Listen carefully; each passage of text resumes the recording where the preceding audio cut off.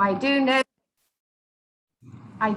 that you are going to have an insightful and enlightening time in the audience, and I want you to also enjoy and embrace as well. I've been asked to be Toastmaster of the morning. My name is Penny Radcliffe. Quite a lot of you know me. I'm on the circuit, do a lot of evaluation for you, but this morning I'm going to be more silent to let our giants deliver the message. Terence, I believe, is going to share the program on screen so that we are focused on agenda and so on. Are you going to do that, Terence? Actually, I already put the program into the chat, but if you want, I can share it on screen. Just give That me would be great. That would be great. Just give me a second, okay? That would be great. I'd like to see that, if I may, and then everybody can. First, I need to open it. Yep, all right.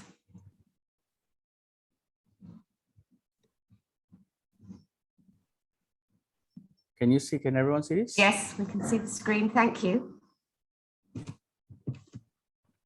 So that's what the program looks like at Toastmasters this morning. The other thing that I would like to share with you this morning are the Leadership Incubator important forum objectives. There are two. And these objectives are not for us. They are for you as individuals to digest all the excellence that's going to be shared. Two objectives this morning. First, to know how to become someone of stature and influence in leadership context. And secondly, to grasp the ability to identify as leaders the strategic approach to groom strong followers. As we know, strong leaders need also a band of strong followers behind. Now, as you see the program, I'm also going to share our first introducer, if you like, Margaret Lowe. Margaret Lowe this morning is going to be our moderator. Margaret Lowe, also distinguished Toastmaster, Division G Director, and past President of AIA Toastmasters. Margaret is a financial service consultant with AIA Singapore, advising her clients on wealth protection and indeed wealth accumulation. Trusted through generations. Her connections with Toastmasters was in fact, or her connections were accidental, but her resolve to serve is indeed international, as a DTM would be. Her motivation is to seek fulfillment, to giving back to others, nothing greater than that, and sending out great messages to a new generation. Without further ado, our first introducer will be Margaret Lowe. Over to you, Margaret. We're looking forward.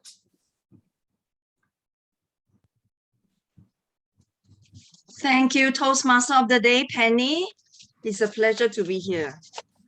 Fabulous morning, wonderful afternoon, balmy evening to all our friends out there, past and present district officers, and most of us to our leaders, future leaders, present leaders, they're seated in this room.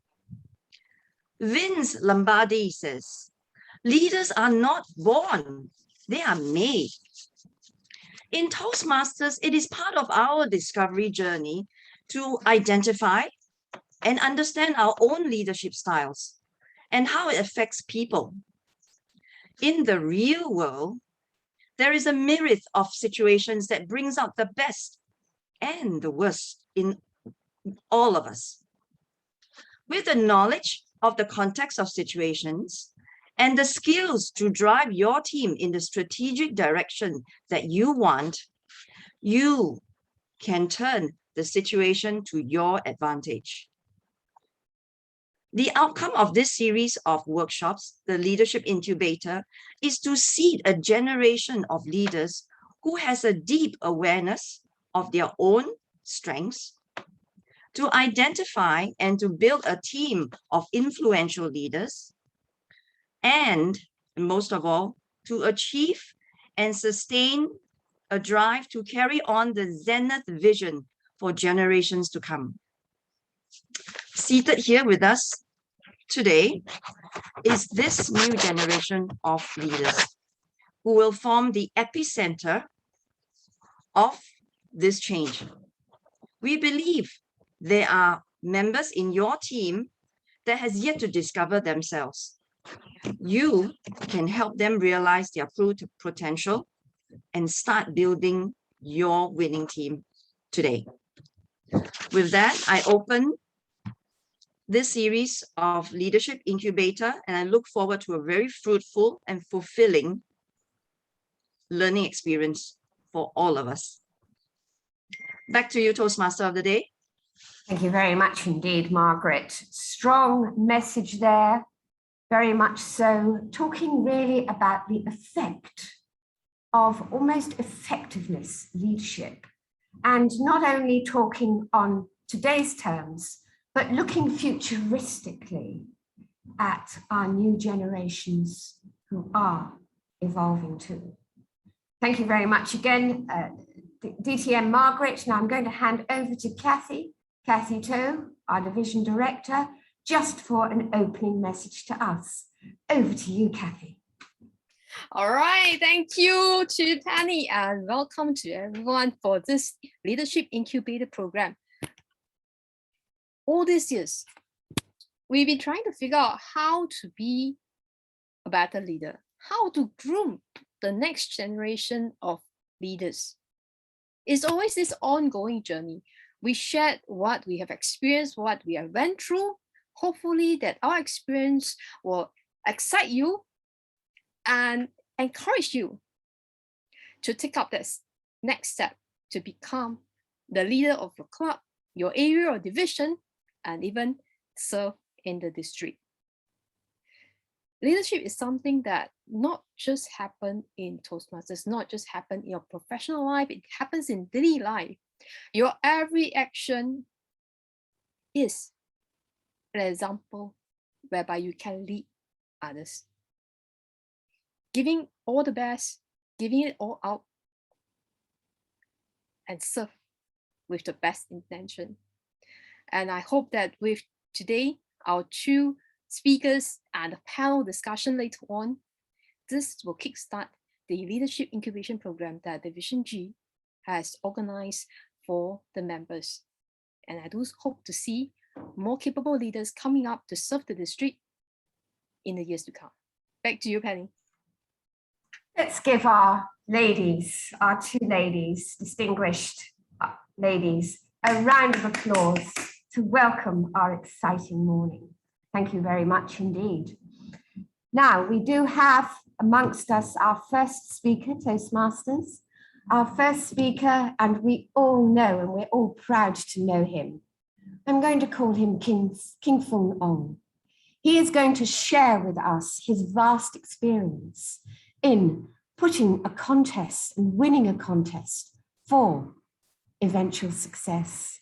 Once we can frame where we stand in our mind, we are in a better position to articulate to others. In fact, that's only one element of King Fong. King Fong is a former commando officer.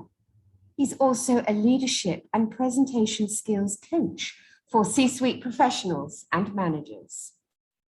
Kin is also currently the Chief Executive Officer of a technology startup in the ESG space, which I know we're all talking about. He manages a team that negotiates with different investor groups to set up manufacturing of, let's call it the sector electrification, electrical vehicles in the region utilizing the latest graphene battery technology. Kin is an award-winning speaker, peak performance coach, and a big impact trainer in the fields of, just to add color, public speaking, communication, and indeed leadership, our incubator subject this morning. His personal mission is to inspire others to inspire and help other people shine in all areas of their lives. He believes that powerful language, effective communication, and outstanding leadership are the keys to success. King Fong, like everybody else in this forum, is also a distinguished Toastmaster and is the 2020, as we know, Singapore triple champion in international speech, humorous speech, and impromptu speaking contests too. He has represented Singapore twice on the world stage at the World Championships of Public Speaking, placing among the top 8 speakers Toastmasters in the whole wide world. He is currently pursuing his master's degree in management with Harvard University Education. I'm so proud to give those words. I know him as a friend, and this man is incredibly humble. You would never know when you're speaking to him in just an ordinary context that he is in such command of international speaking. We're very much looking forward to the richness of your message, King Fong. Over to you. Thank you so much, Penny. Fantastic morning. Host Division G Director Margaret, our District Director Kathy, as well as all the district officers past, present, and leaders to be. Right? Welcome to this inaugural session for the Division G, E, and S Leadership Incubator. Now, I recognize that all of you might be here for some reason. Maybe you want to be a better leader in life. Maybe you want to be a better leader at work. Maybe you were forced by Terence to attend, right? Whatever reason you are here, I will endeavor to make it worth your time. So before we begin, let me share the slides and ask a question. Can you see the slides? If you can, give me a thumbs up. Fantastic, thank you. So the question is, what brought you here this morning? It's a Saturday morning, you could be doing many things. What brought you here this morning? Can you share it in the chat, please? Just so I know where you're coming from.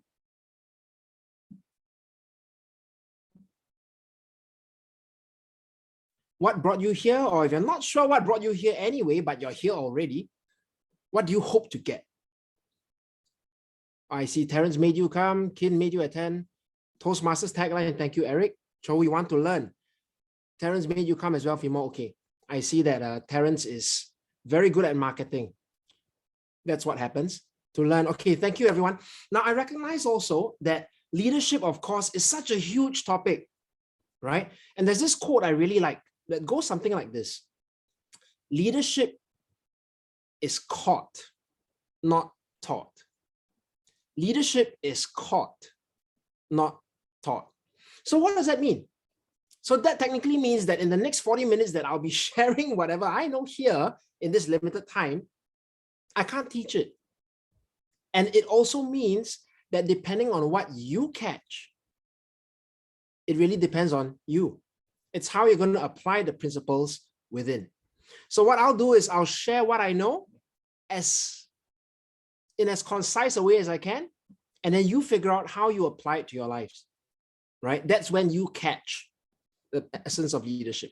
Okay, so quite quickly, my session's about the context for leadership.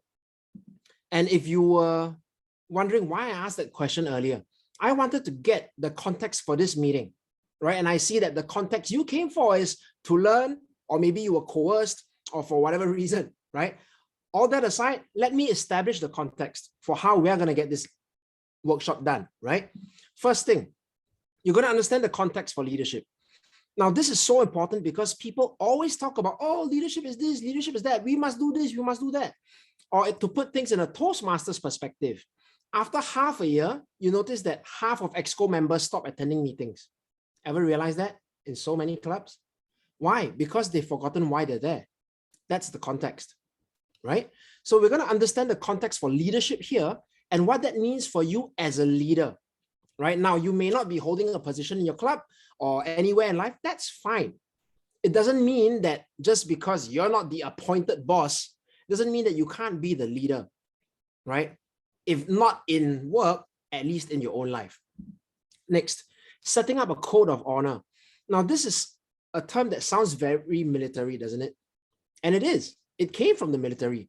But what makes military units so effective at what they do is because of this code. This is really a secret to high-performing teams, no matter what you decide to call it code of honor, set of rules, rules of engagement. I don't know. You find your own name for it. But I'll share the principles of what that is and how that creates a context for a high-performing team that gets results. Okay. Next, of course, Q&A. Leadership is so big, I cannot possibly tell everything in 40 minutes. If not, I will be a multi-billionaire. I'll be leading Fortune 500 companies. And yeah, I'll have TED Talks all over the world, but not yet. I'm working on it. Okay. So Q&A, ask me what you need. Now, just a bit about myself. Oh, the picture came last. All right. So I'm currently the CEO of a tech company. I served as officer commanding in the SAF Commandos. Never thought I would be one because I was not very confident, not very good at speaking, but somehow I caught leadership lessons from my superiors and from the people around me. And that allowed me to become a company commander. I've been an ex-COO of a China-listed company as well. The company is, well, listed in China, but I'm glad I'm not there anymore. It's a tough job. And of course, I've been managing SMEs in education, and I do coaching and training for many companies as well. Proof of commando, right? Okay, so some of the places I've trained, let's move on. So the first question I want to engage you all with is, and please use the chat to answer, right? Which is more important if you want to drink coffee? Is it the coffee, the cup, or the spoon? Which is more important? The coffee, the cup, or the spoon? Let's see what everyone thinks. Use the chat, please. I see coffee, coffee, coffee, aroma, coffee, coffee, coffee. Coffee bean, spoon, all of them, cup, coffee, all three, cup, coffee, coffee, cup, coffee and cup, cup, coffee taste, cup. Okay, so it's kind of a mix of coffee and cup. I mean, naturally, when you say, hey, I want coffee, you think about the coffee, right? Who thinks about the cup? Who cares how the cup is delivered? As long as there's coffee, you get it, right? Well, depending on how you look at it, if there's no cup, you can't drink the coffee. Have you tried drinking coffee from your hands? I mean, if you have, well, good for you, right? Maybe you can make a Toastmaster speech about that. As I understand, humorous contests are all coming. But really, if there's no cup, you cannot drink the coffee. So how does this apply, right? Very often when we are in a team, we have a goal, which is to drink the coffee, right? But we focus so much on the coffee, we forget about the cup. Maybe we forget about the spoon that's used to stir the coffee, right? And so think about the cup as the context. The cup is the context for what you do. Now, the cup can take many, many shapes. It can be shaped like a jar. It can be shaped like a flower. It can be shaped like a test tube. But you still need a cup. You need a cup that works, right? So where the cup is the context and the coffee is the content of what you deliver as a team, you know, whatever it might be. In the case of Toastmasters, it's to deliver an educational and safe environment, right, for people to learn leadership and communication skills. So you need to look at the cup. Otherwise, the coffee doesn't deliver. Now, I'm sure many of you here, and I see many familiar names, some of you have been members of Toastmasters for 20 over years, right? You've seen the difference between what makes a club great and what makes a club average, or for lack of a better word, what makes a club sad. Right? I say sad because sadness is an emotion. It can be turned around. So what's the cup for your club? What's the cup like? So think about it, right? What's the cup in your organization? And let's broaden this because life is not all about Toastmasters, even though some of you might disagree. Okay, what's the cup in your organization? Like we talk about the cup as the context, okay, but what is it really? Thank you, Terence. I see that preoccupies your mind. Good for you. I'm sure you're happy about that. Okay, so what's the cup? Is it the leader? Is it the rules? Is it the team? Or is it the goal? What do you think? Is it the leader, the rules, the team, or the goal? What is the context? I see culture. I see structure. Well, but I've given you 4 options. I see Bharati, okay, team. everything, Ming Shu. Dexter says team. Watana says the glue that holds the team. Okay. So what is the glue that holds the team? Cup is the organization. Coffee is the people who work in it. Culture. People. The leader is the glue. Is it really? And I do want to talk about this, right, Linda? Leader is the glue. And it's interesting because if we look at the case of the US, now not trying to be political here, but I think in the past 4 years, I'm not sure whether Donald Trump really was the glue for the whole country, right? It seems that there are 2 opposing camps at the very least, and many subgroups, right? Principle, interesting, Maggie. Gordon, the big picture. So you'll say it's the goal, right? Well, at least in my opinion, how I see it is this. The goal for any company or any organization is to produce and deliver a product or service, right? That's the goal. Apple's goal, in some sense, they say it's to create an experience. Yeah, no, their goal is to sell you iPhones and iMacs, right? They produce it, they deliver it. And hopefully you enjoy that process too, right? The team prepares and delivers the product. It's like the spoon. It stirs the coffee, right? Because if you don't mix the coffee powder with the water, with the sugar, or whatever else you want to put in your coffee, the coffee doesn't work, right? So the team creates the product. In your Toastmasters Club, the team is what creates the product, which is a safe learning environment for people to grow, to become leaders and communicators. That's what the team does. Your team is a spoon. But the team works in the context of, oh dear, I messed up. Sorry about the animations. Not very good at using PowerPoint. But the team has to work within the framework of the rules. And the rules are the context that keeps the team performing, right? And the leader then enforces the rules. Sure, the leader does more than enforce rules, right? I mean, I make the leader sound like RoboCop. No, the leader is not just, rule police. The leader has a bigger role than that, obviously, right? Including inspiring people, managing the team, so on and so forth. But if the team stirs the cup in a way that bangs the cup, have you tried stirring coffee this way? Kang, kang, kang, kang, kang, kang, kang. If it breaks the cup, no more coffee, right? So think about it in this way. What does that mean altogether? Well, what if you're not the boss, right, as the leader? Then how? How do you enforce the rules? How do you keep the team together? Well, the boss isn't necessarily the leader. And I'm sure many of you have been in working environments or Toastmaster environments where the boss is not the leader, right? Can you think of one example that you know of where perhaps the club president wasn't really the leader in the club? Yeah. So you can be the leader without the title. Boss is the title. Leader is who you are. So you find that the leader is not really the person given the title sometimes. The leader is the person who keeps everything together and enforces the rules of the cup, the rules of engagement. But what really are these rules about? I mean, nobody likes the word rules, right? I know there's a quote that goes something like, rules were meant to be broken. Well, yeah, if you want chaos, absolutely, right? And sure, chaos is sometimes needed for improvements. But on that note, think about it this way, right?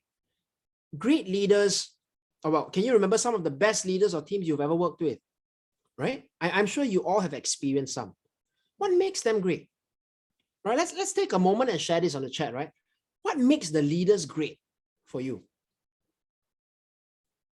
So that everyone gets to see, how we experience great leadership. What makes leaders great? Okay, inspiration. Thank you, Gordon. From Katikayan, ownership. Ramanathan, vision. They provide vision. Thank you, Terence. They lead by example. Great. What else? They're connected to the ground. They have empathy. They can inspire. They're humble enough to listen. They motivate. They encourage. Good. Right? Through his leadership, members grow. Thank you, Cindy. That's a very result-oriented way of looking at it, right? Vision, compassion. Yeah. So we know all of these things, don't we? We appreciate that.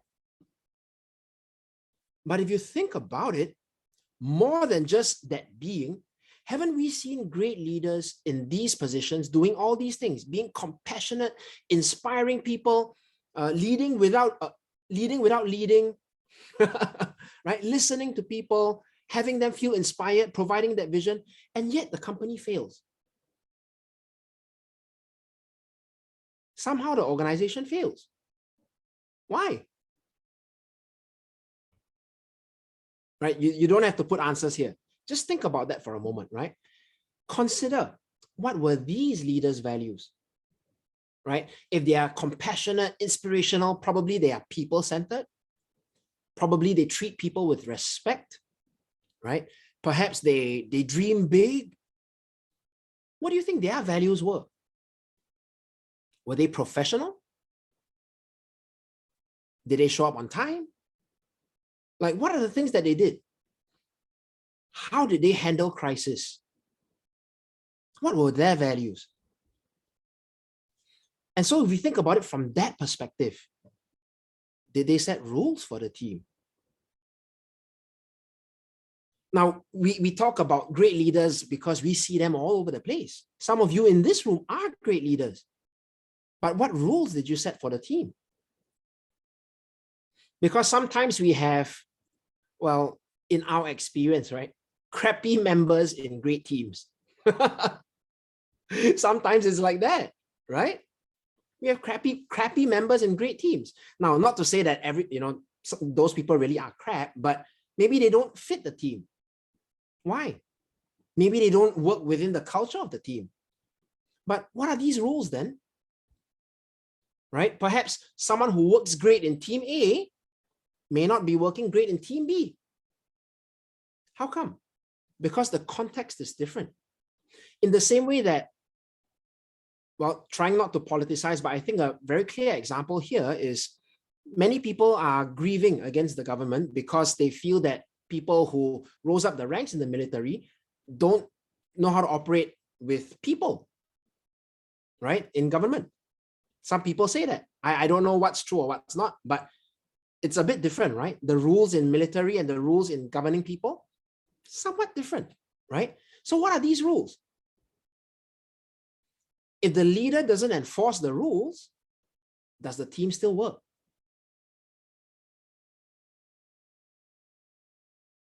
Imagine a great leader, right? I don't know, any great leader you have in mind. Imagine they don't enforce the rules. They're not punctual at all. The leader doesn't enforce punctuality within the team. What happens to the team? Do meetings happen? Yeah, it falls apart. Or maybe the leader is a great communicator. He's motivational, he's inspirational, but he doesn't enforce the rule of respect. How do team members treat each other? Will the team still hold? Or will the leader be too busy fighting fires? Right? So you find that being a leader is a little bit different from managing that organization. And part of a great leader involves great management skills as well. And to do that management, you have to set the rules or set the context for your organization, right? Those rules are what I like to call the code of honor.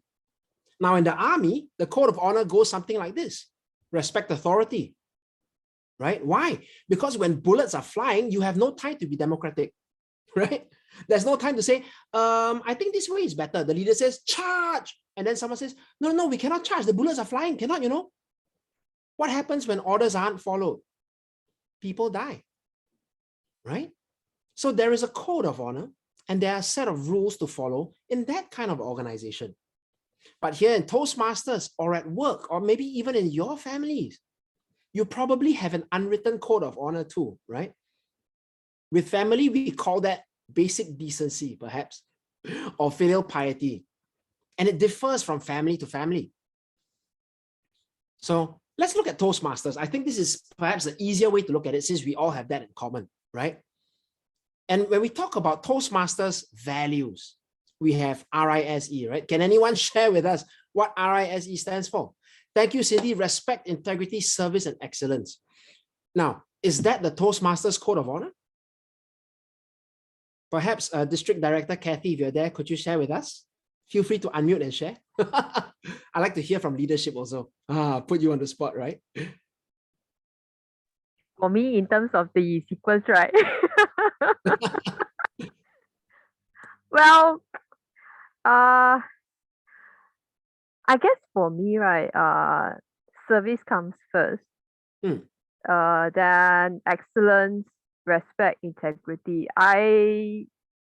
For some reason, I tend to break rules.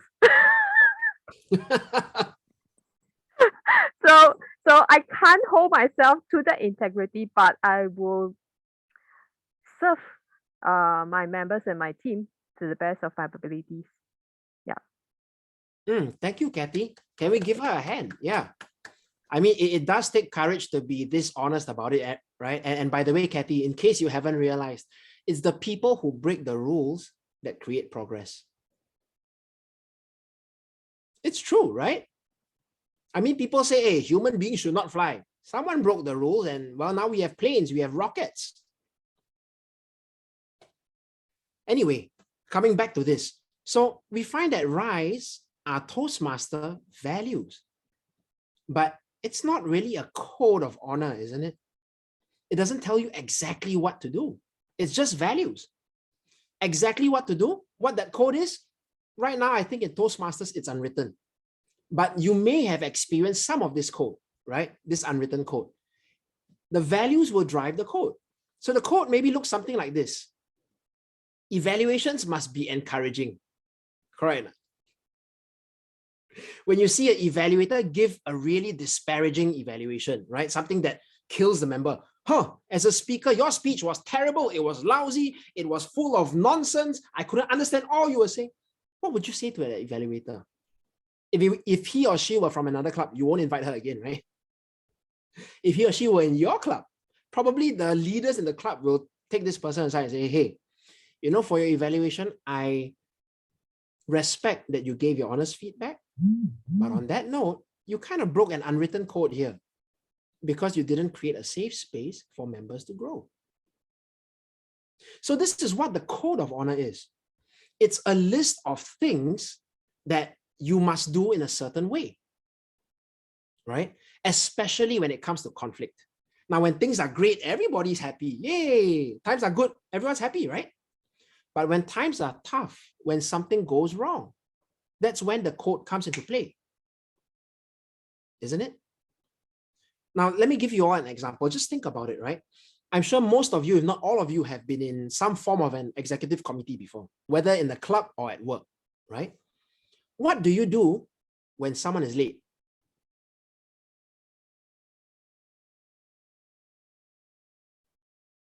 What do you do when someone is late? Would anyone like to share? Feel free to just unmute and share, right? I mean, this is learning and letting people catch what we say about leadership. What happens when someone is late?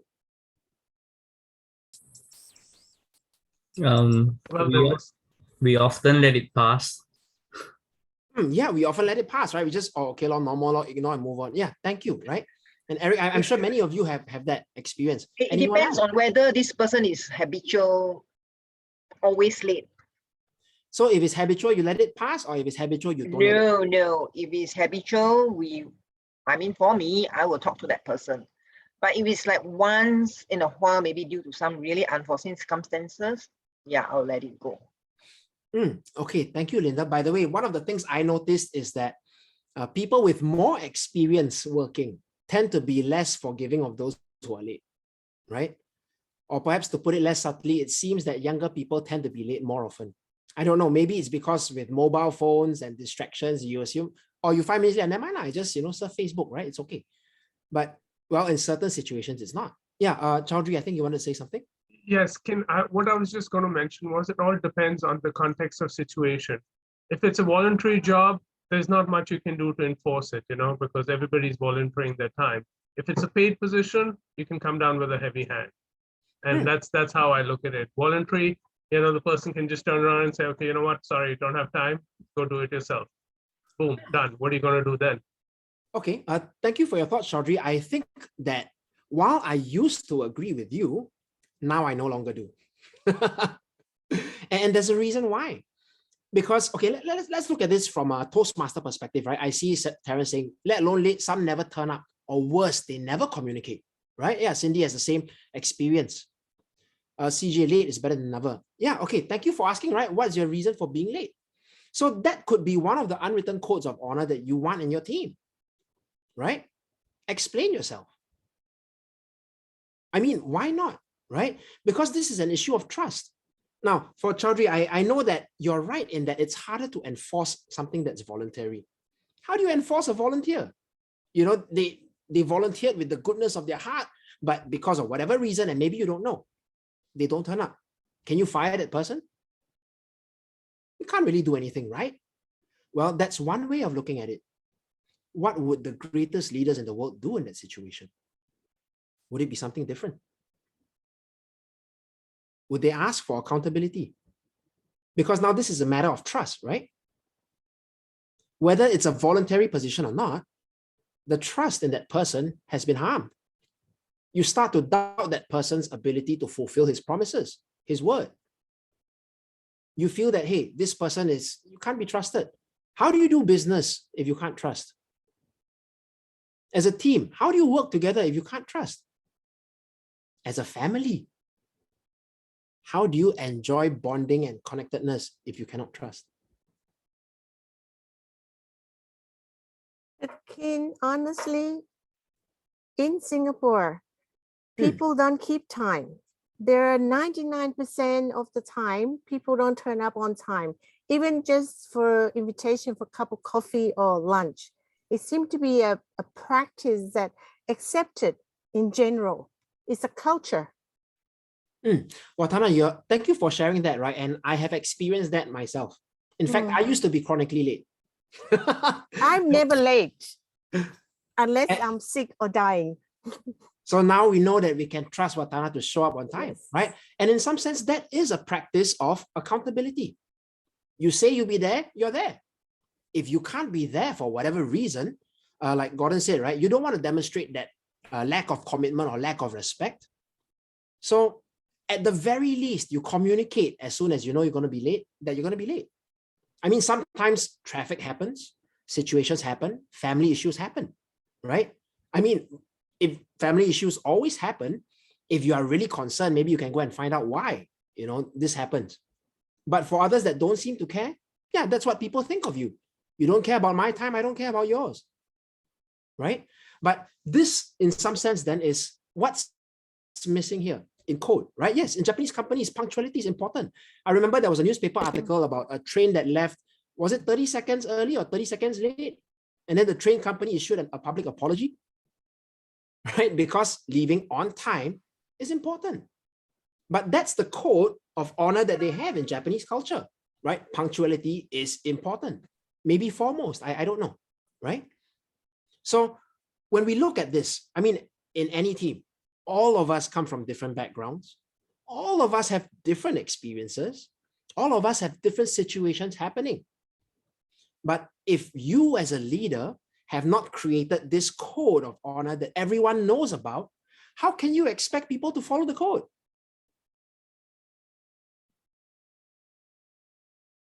Right? It's like, it reminds me of my first girlfriend. We walked past this shop. There was a really cute bear in the window. And then she said, "Oh, so cute." So I said, "Oh, do you want me to buy that?" She's like, "No, don't waste money." So okay. Then we moved on. And like 2 minutes later, her face was black. She was livid. You could literally see steam coming out of her ears. So I asked her, "Are you angry at me?" She's like, "No. Why should I be angry?" And then, obviously that was not a very good date. We went home and said, "Are you angry at me? You should know what. I have no idea. How am I supposed to know that when she says no, she means yes, right?" So now everyone, we've got our different values. We have different code of honor that we live by. But if we never communicate it, how can we expect anyone to follow that? It's impossible. And that's why we have so many conflicts in teams. Because there's no code of honor. There's no code that we've agreed upon, right? I mean, this is why people say communication is so important in relationships. Because when you can talk about what matters, you talk about the code, you agree to a set of rules that you both live by, and different couples have different code, right? Because different people have different needs. But this is what the code is about. So what is this code in your club? What is this code in your team? Yeah, exactly. You cannot say it's understood what?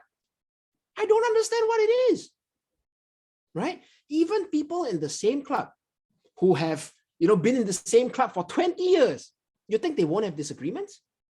They will.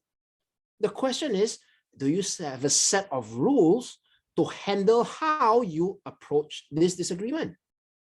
That's what the code of honor is for. By the way, am I making sense so far? If I am, just give me a nod or give me a thumbs up, that would be effective. Thank you so much. Great. Yeah, from Gordon, right? Try going to concert late, you'll be shut out until the next act commences. So that's what accountability is, right? You suffer some consequences when you don't follow the code. So on that note, let's take a moment, right? And do this individually. What are your own most important values? Right? District Director Kathy has demonstrated to us personal values may not always coincide with organizational values. That's normal and that's fine. But take 2 minutes and write down the values that are important to you, right? But actually, you know what? Let's just take 1 minute because we're running short of time. Yeah, you can share it in the chat or you can just write it personally for yourself, right? What are the values that are most important to you? Doesn't have to only be RISE, okay? Can be anything in the world. Yeah, thank you, Jenny. Trust and respect. And thank you for those of you who shared integrity, right? What are the values that are important to you? Responsibility, excellence, humility. Thank you, Bridget. Accountability. Great, Mindy. Identity. Honesty and commitment. Integrity, accountability, respect. Treat others how you want to be treated. Personal growth, fidelity, respect, trust and respect. Okay, so there's many, many values, right? And I do see quite a number of overlap here. Okay. Oh, yeah. Imagine you're a club president, right? So would you have all these, or how would you transfer all these into a code of honor for your members to follow? If you were club president, these were your values, how do you create a code of honor for your members to follow? All right, we see in the Bible, God created the 10 commandments. In your club, can you create maybe the 3 commandments? Or just a simple code of honor, simple rules to live by? Because we all know RISE, yeah, respect. But what does respect really mean? Right? How do you show respect to a speaker? Is it being there? Is it making sure you're muted? Is it turning on your camera? What is respect? Is it how you address people? Yeah, treat people the way you want to be treated. Well, Stacy, what if I want to be treated bad? not to say that purposely I want to treat people bad, right? But different people have different expectations of how to be treated, right? I love people to joke with me, but maybe not everyone likes to be joked around with, right? I know Terrence likes being insulted because it gives him a chance to provide a better comeback, right? A better insult. And then you have lively banter and that's interesting for him. But try insulting someone else, try insulting anyone else in the room. You probably won't have many friends after that, right? Yeah, okay, so I see respect, observe club decorum, punctuality, okay, humility, serve, yeah, thank you. So let this be the foundation of a code of honor that you want your club to live by, right? You can also expand this to your work life, between your colleagues. How should you be treating each other, right? So to give you some ideas, this is my code, right? Or some of my code in there. My code has changed over time. If you like it, take it. If you don't like it, that's fine. But these are some of the things that I try my best to live by. I fail sometimes. Yes, I'm human. I'm not perfect. But I try to honor my word.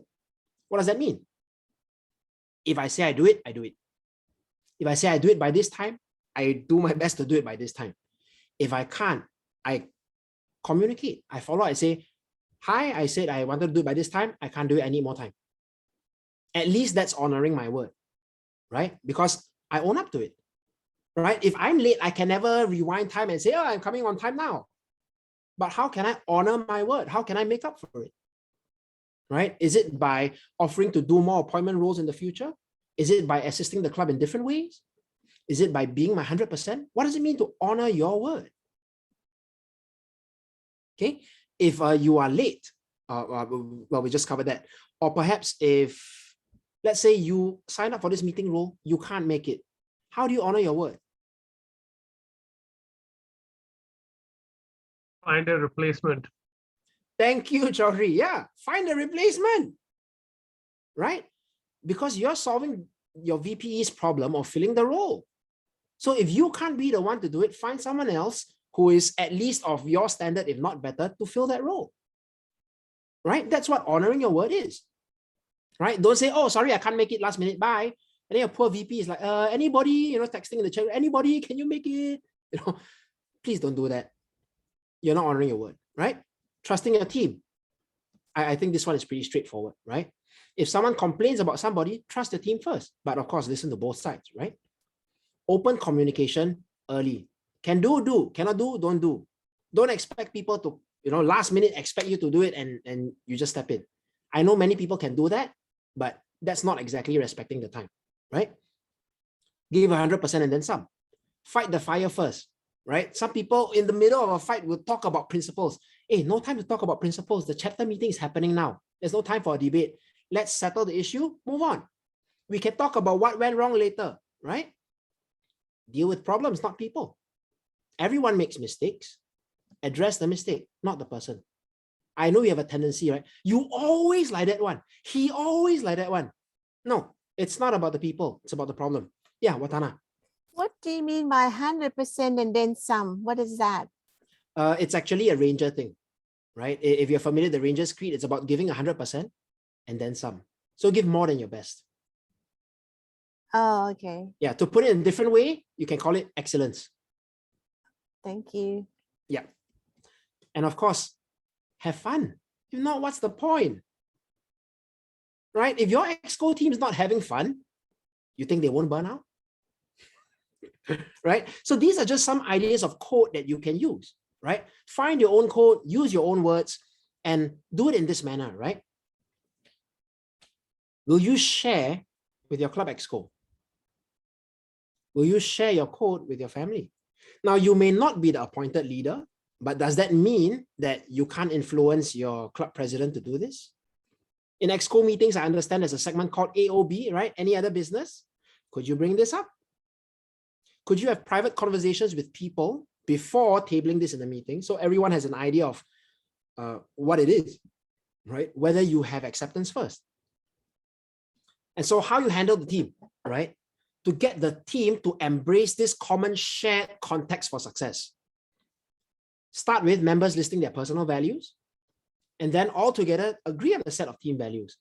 Now, you can say that, yeah, but we have like 30 different values. Yeah, no one's going to remember that, right? And it's going to take 2 pages.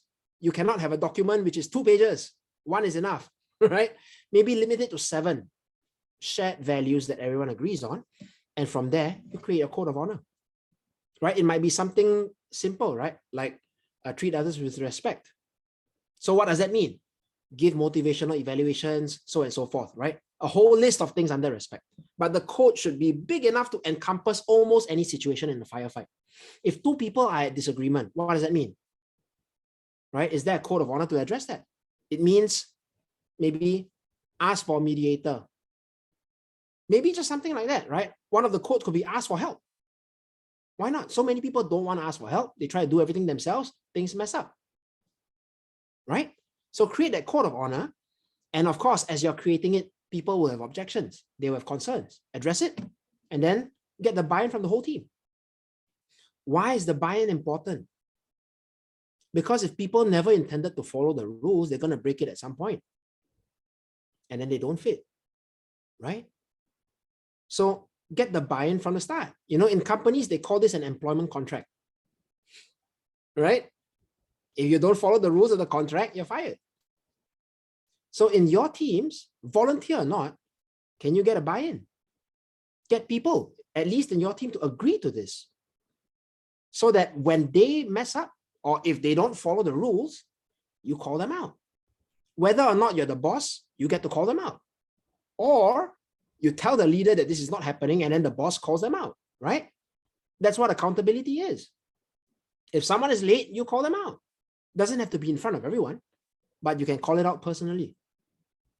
Because you need the rules to stick. The cup must hold. If there's a crack in the cup, the coffee leaks out.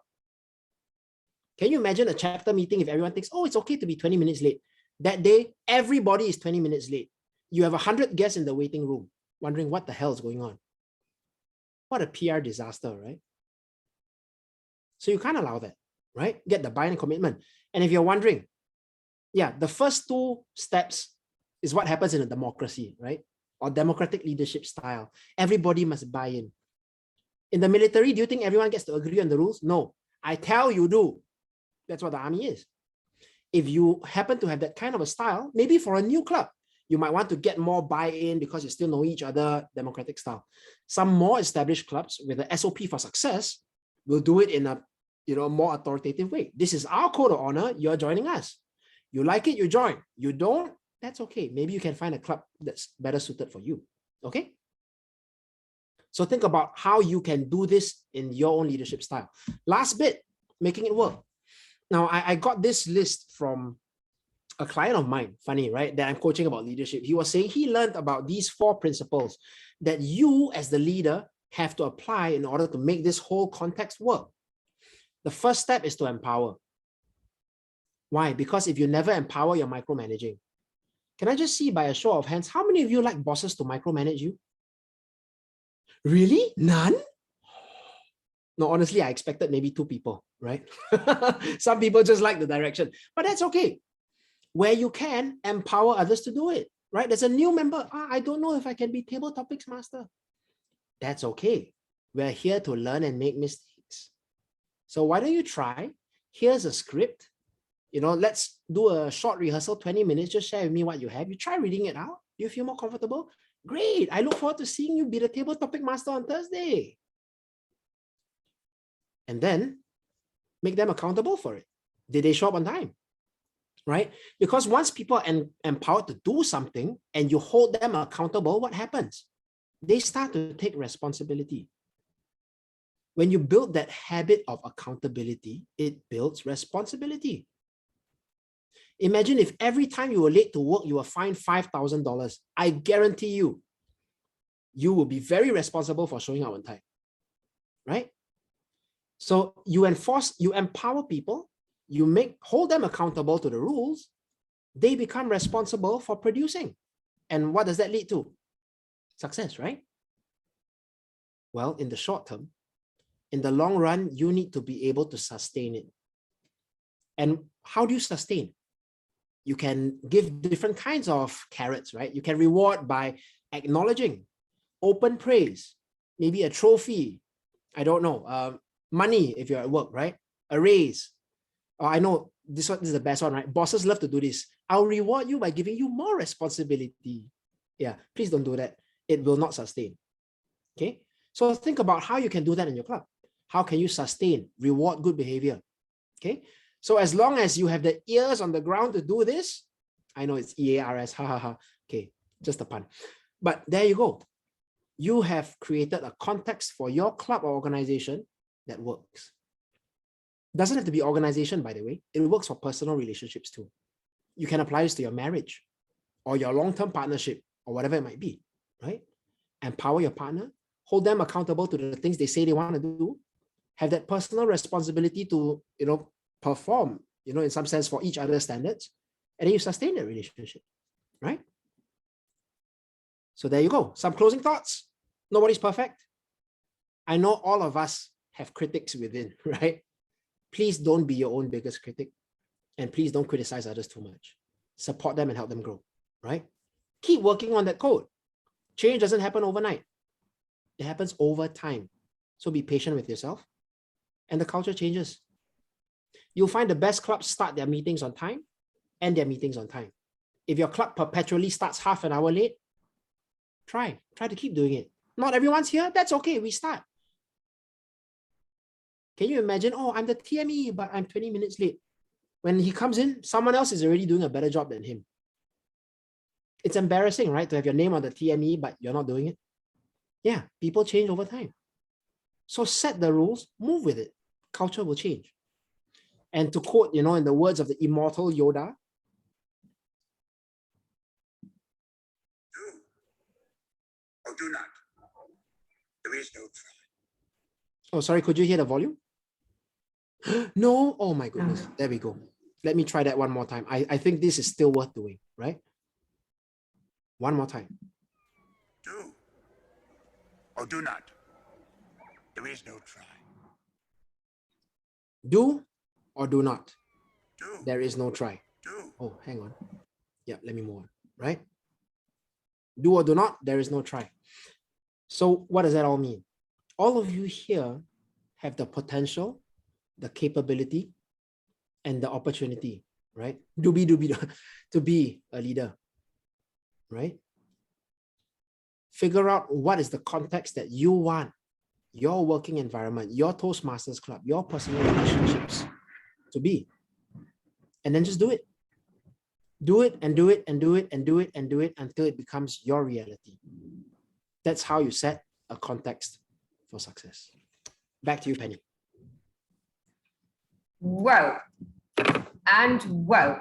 Let's give King Fong an enormous round of applause.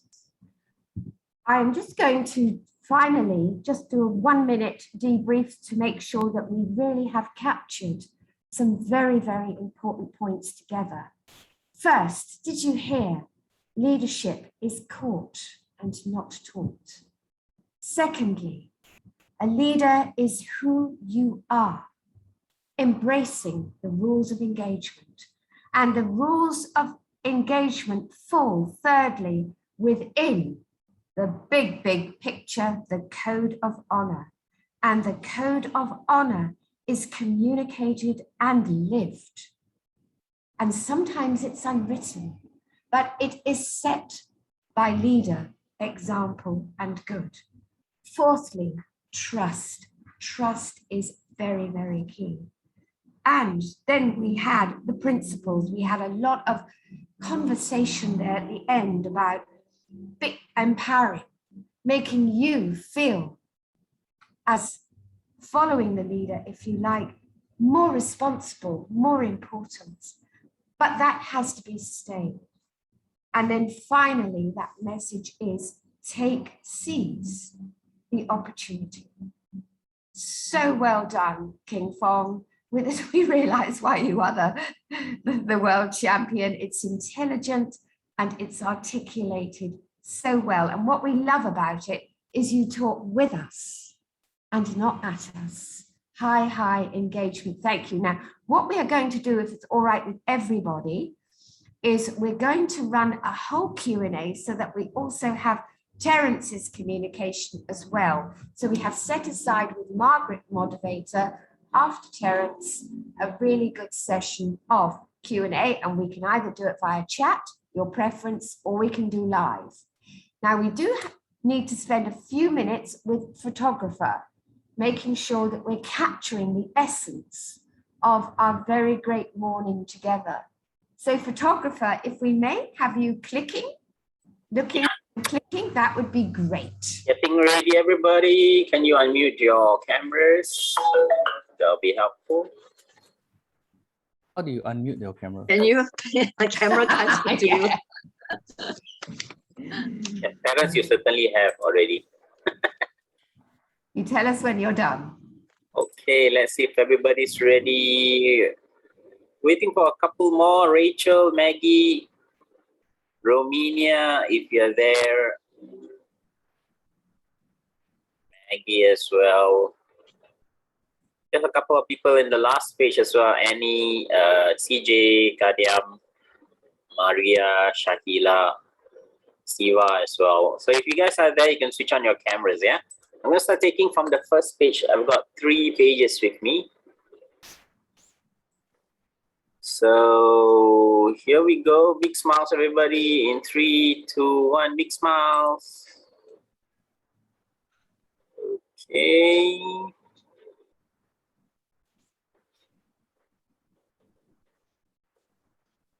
Right. Pause for a moment. Let me save this. I'm still smiling. Yep, you have to keep it there.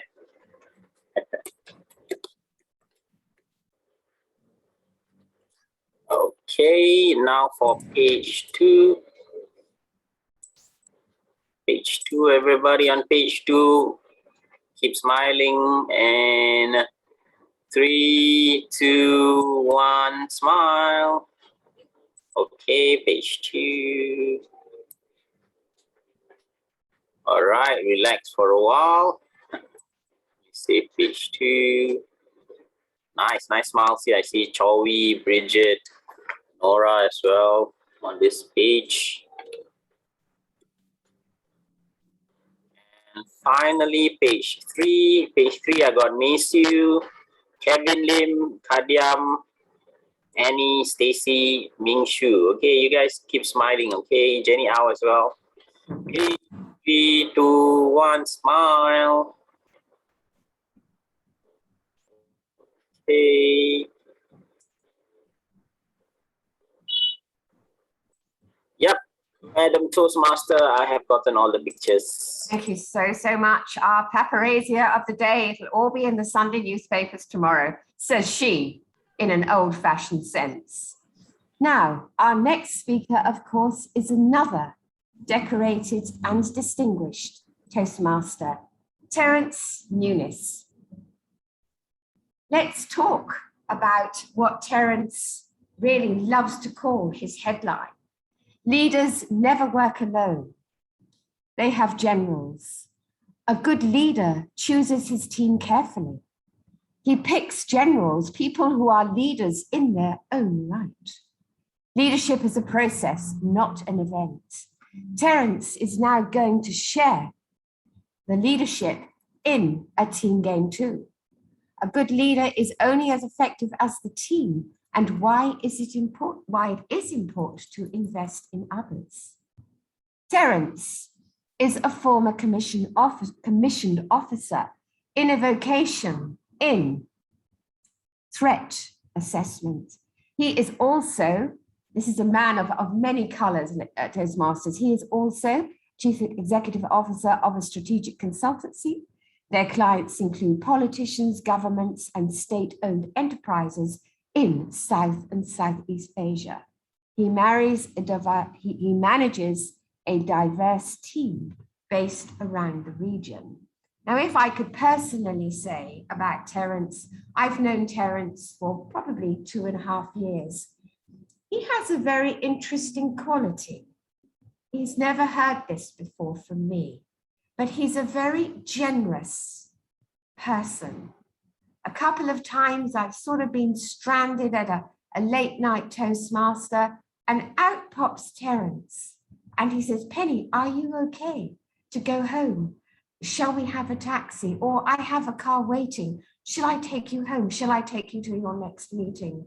That generosity in leadership is also an enormous value to behold. Let's give a very, very strong welcome, Toastmasters, all 70 of you on this forum. Terence Nunes, distinguished, over to you. We're looking forward. Thank you very much, Penny. First things first, I want to apologize for the background. I tried to move the sun, but apparently I'm not omnipotent. And then I tried to move the building, and I don't have enough leadership for that. The community refuses to meet, so we just have to make do. On the bright side, I don't think you'll get distracted by my stunning good looks. Just give me a moment.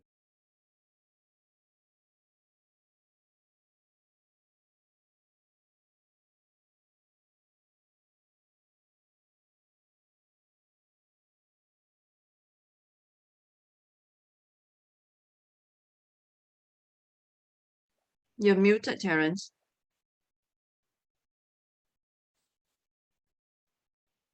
I know that I muted myself because there was something in the background. Can you all see my slides? Yes, we can. Okay, now it sounds better, right? If you like it, Margaret designed it. If you don't like it, Margaret designed this. So just so you know, I'm the CEO of a strategic consultancy. I'm the president of a technology startup. I do a lot of things because I'm a financial consultant and I like money. So let's talk about what we're going to handle. Now, one of the hardest things I've ever done in my life is decided to roster myself in a program after Kin. As you know, Kin is really, really good at what he does. And I'm just struggling along, being the shy person that I am. So what we're going to do is that this is an incubator about leadership. And one of the attributes of leadership is communication. Now, my style of doing this sort of workshop, because 40 minutes is a long time to talk, and if you can't be entertaining, people will switch off and they get bored, and it'll all be my fault. Now, if you have anything to say, anything to interject, you can put it in the chat and I will address you. Or you can unmute yourself at the appropriate moment and state your point, and we can address it. Now, before we start anything, my style is to always begin with definitions. Now, there is a reason for this. George Bernard Shaw, the Irish playwright, said, America and England are two countries divided by a common language. What this means is this: how many times have you had a conversation with someone and you thought that you're talking about the same things? You're even using the same phrases and the same words. And then somewhere in there, you realize that you're talking about different things. Has it ever happened to you before? Especially if you're married. Or if you're on a date with Kin. I've never been on a date with Kin. I'm just assuming based on his stories, just so you know. The point being that we always have to define what we are talking about and set the parameters for it. Because if we do not set the parameters for it, we are liable to misunderstand and misconstrue and come up to a variant point to what is being discussed.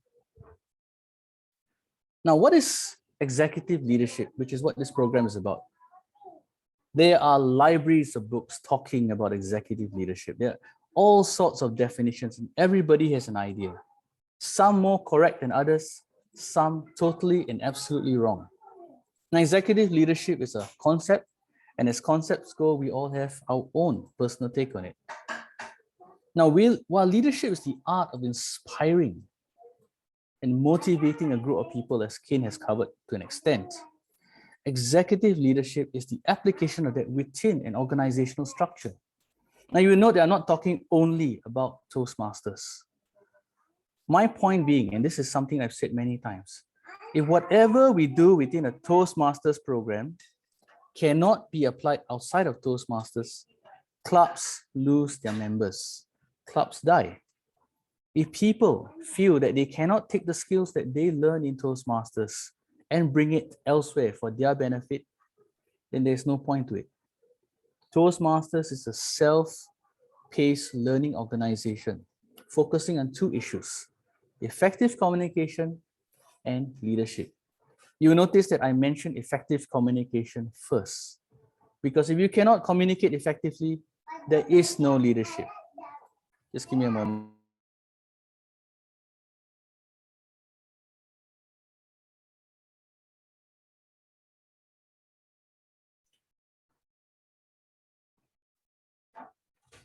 Now let's talk about influence and authority.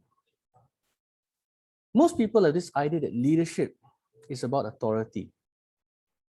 Your position in an organizational structure, your title, your rank, that confers leadership. As Ken has mentioned before, the boss is not always the leader. All of us, to an extent, have to exercise some form of leadership, no matter where you are in the organizational structure. You can be right at the top, or you could be coffee stain just below the lowest person. That's a Dilbert reference, by the way. The point being that you can and you should exercise leadership. Authority is the moral or legal right of control specific to a domain. But to be a leader, you require influence. And influence is the power to have an effect on people. What is Toastmasters but the art of rhetoric applied in a modern context? It is the art and the ability to put forward a coherent and cogent argument for or against any contention or position To move people. When you give your speeches, isn't that what you want to do? You want to move people. You want to move people in the right direction, to believe as you believe, to see things as you see. That is an exercise of leadership. How many of us realize that? What sort of leader can you be if you cannot move people? Now you notice that I didn't talk about saying a lot of things. Effective communication is the art and the ability to say as much as possible using as little words. If you can say it in 5 words, do not use 10. And if you can say it in 3 words, do not use 5. That is communication in executive leadership. Influence, the currency by which you build your team, because leadership is not a personal thing, it's a team game. Influence is gained by having a direct relationship with people. You need to touch people, not in illegal ways, of course, but you need to move them emotionally, perhaps spiritually, definitely intellectually. People need to feel that you know what you're doing. Think about it. Do you believe that you are influential? I'm not talking about the sort of person that has 10,000 followers on Instagram, but I'm talking about amongst your circle, perhaps in your club, on your company. Do you think you're influential?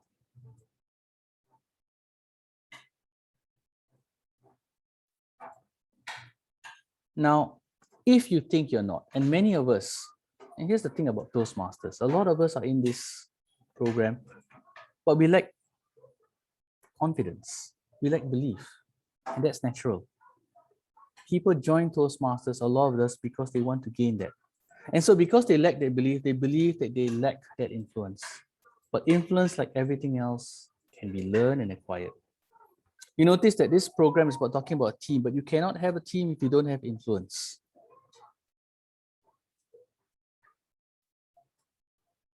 Any questions so far? Okay, now let's talk about understanding that this is a team game. A team is any group of people who perform independent tasks with the intent towards a common goal, a common mission, a specific objective. There has to be something overarching. Leadership is a team game. A king has counselors, a president has prime ministers. If you want to be a leader, you need to have generals and not water carriers. Now, this is something we all notice, or perhaps we notice in a sense without realizing that we notice, and people don't talk about it. If let's say you're a division director and you want to build a strong council, you need people who are strong. You need people who have felt or touched or tasted authority. You need people who are there to tell you you're wrong or to challenge your ideas. If you're going to build a management team in a company, for example, a startup, you can't have water carriers listening to you because the startup will fail. Founders need to be told they're wrong. How many of you have heard of WeWork? Quite a few of you, right? What went wrong with WeWork? Any idea? Feel free to unmute yourself if you have an opinion. Actually, their finance went wrong. What do you say, Lionel? Their finance. Yeah, but before their finance went wrong, what went wrong before that? The design was not. Go further back. You're correct, but you have to go further back. The answer is the leadership. You realize that when the person who founded the company didn't exercise leadership, and he himself lacked discipline and integrity, everything fell apart, correct? And how did that work? Because the board let him do whatever he wanted to do. And the board let him do whatever he wanted to do because he filled the board initially with people who were not challenging him. And this is what happens with a startup. If you look, for example, at GE, how many of you have heard of GE? GE not as in Great Eastern, but GE as in General Electric. There was a time when GE was the company, correct? I think Gordon would know, right? So we're all showing our age down here. GE dominated the market in many spheres, and then GE failed. The CEO of GE was Jack Welch. And he became such a giant in the industry that nobody had what it takes to tell him when he was wrong. When he first started, somebody was there to tell him this is not a good idea. That merger is not something we should consider. This direction is not part of the company core and we should rethink it. But by the end of it, we had years of success, consecutive stock growth in double digits. Nobody felt that they could tell him off. Where is GE now?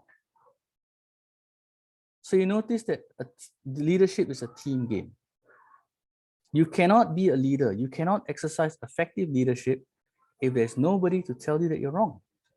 If there's nobody to tell you to take a step back and reconsider. See, the thing about all great leaders, charismatic leaders, is they all have great ideas. But then they forget that your great ideas by itself, executed wrongly, brings ruin. Consider this. Alexander the Great. Have you all heard of him? He's quite famous, right?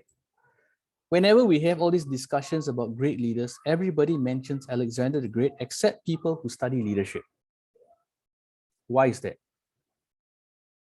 Because the moment he passed away, the moment he died, everything collapsed. That's not leadership. Let's put it in a very small scale. If you were the club president and you brought your club to President's Distinguished, you got 10 DCP, increase your membership 25%, 50%, right? You get all the awards. The moment you step down, the club falls apart. What it means is that you have failed as a leader because there is a vacuum. Alexander's great fault was his didache. His didache means the successors, right? Cassandra, Ptolemy, what they call it, Antigonus and the rest, his generals, were all exactly like him. You cannot have a leadership team where everybody is a clone of you. That means your leadership team has got a blind spot in perspective. You can only see things from one point of view and you cannot move in another direction. The world changes, but if you don't change, if a leader doesn't evolve, the leadership team doesn't evolve, it will fail. And that's what happened to Alexander. They broke up his empire, whatever he took to conquer, into 4, 5 empires, little empires, and one by one they all died. Reconquered by Persia, reconquered by Rome. It's as if it never existed. In the span of history, it was just there for 30 years, a blink of an eye. And another example of a leadership team would be Napoleon and Talleyrand. Now, everyone's heard of Napoleon, correct? It's pretty famous. Fought 7 Napoleonic wars, won all of them, and then he still lost. But people forget that what made Napoleon so good was Talleyrand. How many of you have heard of Talleyrand? Talleyrand was his prime minister. Napoleon famously said an army marches on his stomach. He was a great logistician. He understood that wars are won on logistics. Battles are won on brilliance, but wars are won on logistics. He knew how to build a machine, a war machine. He didn't know how to build a state. And so when he was finally defeated at the Battle of Waterloo, when he was finally exiled, he left France bankrupt. That is failure of leadership. The first thing about leadership is the ability to leave something behind better than where you came into it. That's what leadership is. If you cannot do that, if you cannot build a legacy that outlasts you, then that is a failure of leadership. Now, Talleyrand was someone who knew when the winds blow. He understood the feelings of the people, the nobility, because leadership is about knowing your stakeholders. And when the time came, he switched sides because a nation cannot be built on perpetual war. In the same way, your team, your company cannot be built on the mindset that everyone is against you. In the beginning, it's very useful. It unites everybody. But by the end, you must be able to tear down those walls and make friends. That is leadership. You must be able to reach across the aisle and forge a common idea, a common compact. If your team can understand that we all are part of something greater than ourselves, and then we can expand it to include other teams, other parts of the organization, other organizations, that is leadership. So I'm not asking you to found your own state, but think like that.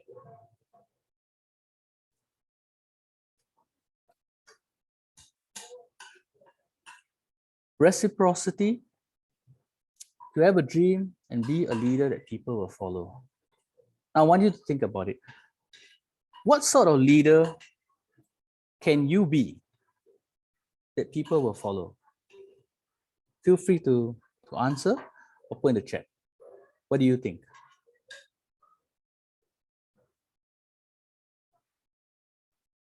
Ramanpreet, do you have an idea? You have to unmute yourself, by the way. I don't lip read very well. Just thinking.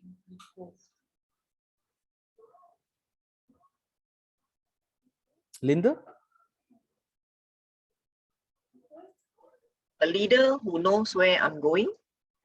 That's good. I mean, there's no right or wrong answer, by the way. Okay, I'm not looking for right answers. I'm looking for your answers. So do not be afraid to share your point of view. This is leadership. I want you all to exercise leadership by stating your position. You're not here to just listen to me, because that's not leadership. That's just a class. Totally defeats the purpose of this. So have a point. Leader is someone, should be someone who prepares their successors also. So that is leading. I mean, you're doing some work and then at the same time you're teaching others or leading others to do that same work, maybe in a more efficient manner, to inspire someone. Very good, Ramanpreet. Celine said supportive. Stacy, a leader that can be trusted, humble, and respect his or her people. Suresh said leads by example, open communication, know where I'm going. All of these are part of leadership, right? So here's the thing. You can't be a leader of everything and a leader in every aspect. That's impossible. You can't be both an emotive leader and a strategic leader at the same time. And that's why you need a team. You need people to play different roles. That's why it's called a management team. It's not called it's just management itself is a plural. The whole idea is to build a team. The first role of the leader is to build a team. And as Ramanpreet has successfully put, the leader should know when to step back and let the team take over. That's what leadership is. And here's the thing, it's very difficult to do that. See, the thing about leadership is like this. There is this drug called power. When you are a leader and you have authority, you have respect, you have acknowledgement, and everybody wants to be acknowledged. They want to be aggrandized, they want to be elevated. We all love our titles, correct? But what does it take for a man to decide that at a certain point of time, he should step back and let someone else take over? Do you know of anyone who did that? Especially Singaporeans, I think we all do, right? Lee Kuan Yew. After more than 2 decades, almost 3 decades as Prime Minister of Singapore, he decided to step back and become Senior Minister and then Minister Mentor. That is an exercise of leadership because you're thinking about what happens when you step down. Now, this is something for us to understand, because if we look at countries around the region, when leaders couldn't step back in time, things happen. Suharto only stepped back when he was going to die. And it left a power vacuum that took more than 2 decades for the country to recover. It still hasn't recovered, if you think about it. Mahathir couldn't step down. You notice it's not about criticizing. We're talking about leadership. We're not criticizing countries. Okay, so don't get this wrong. His problem was that he couldn't let go. And it's not just his problem, it's a problem common throughout the world. If you look at all forms, it's regardless of whether it's a democratic system or a socialist system or any sort of appointed, whether it's a command type hierarchy, whether it's a hierarchical hierarchy, what sort of hierarchy, sometimes it's just difficult to let go. We have even amongst us, right? Toastmasters clubs around the world. There are people where the person is the president for life. We know these kind of clubs.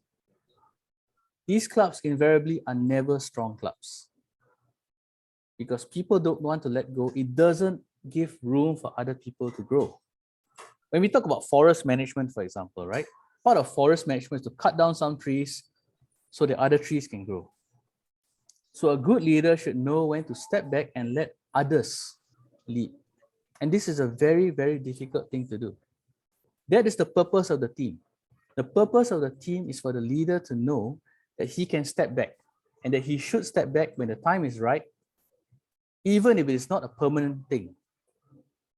For example, when I run my company, right, there are certain areas I'm expert in.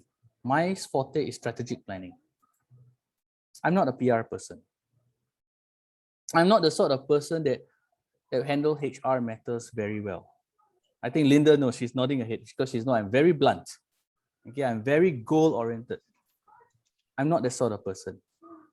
So I have someone in my team who is very good at that. I'm a person that looks a lot at the details of things, but I'm not the sort of person that will go into the nitty-gritty of, let's say, a contract. There's only so much I will go. So you have someone on my team that's very good at that. Whilst finance is our industry, if you're talking about accounting at a final level, mergers and acquisitions, that's not my strength. And that's what a leader is. A leader should recognize where he's good at. One of the things I do, because every time I talk, I sound like an expert, because the trick is I only talk about things I know. I never ever talk about things I do not know. This is how you build your credibility. And if I don't know something, I'll be the first to say, this is not my area of knowledge. And that is what leadership is. So you identify what you know, identify what you do not know. And this is very difficult because the unknown unknowns are so difficult. You're always identifying things that you don't know. The world is changing, the economy is changing. We are moving, for example, towards a post-pandemic economy, which means to say that all the studies we have done in terms of projections, I'm in finance, for example, right? Nora would understand, she's doing insurance. Linda would understand. The way we sell things, the way we deal with clients is not the same anymore. The way things were done before doesn't apply because the world has changed. If you're doing, for example, B2C business, we are moving towards online retail. So exercising leadership is to understand that we don't know. We have no idea where things are going and we need to be prepared to be agile, right? Used to be a time where China was thought to be the growth engine for the world. China is going through a bit of a wobble at the moment and everyone's trying to be optimistic. But the fact of the matter is, you speak to any fund manager, the answer is we don't know how long it's going to take. We don't know whether the stocks will ever recover within the next 2 to 3 years. We hope. We don't know, for example, whether this contagion with Evergrande, this corporate bonds thing, whether it's just going to be over or the Chinese government is going to do a bailout. These are real issues facing us. There's climate change. And the thing about climate change, we actually don't know the economic or social consequences yet. We project and we think about it, but we are not into that stage yet. We think that people are going to migrate. We don't know. So the same way when you're talking about Toastmasters Club, and some of us are in the International Toastmasters Group, am I correct? And we're having discussions with people in different parts of the world, with TI International.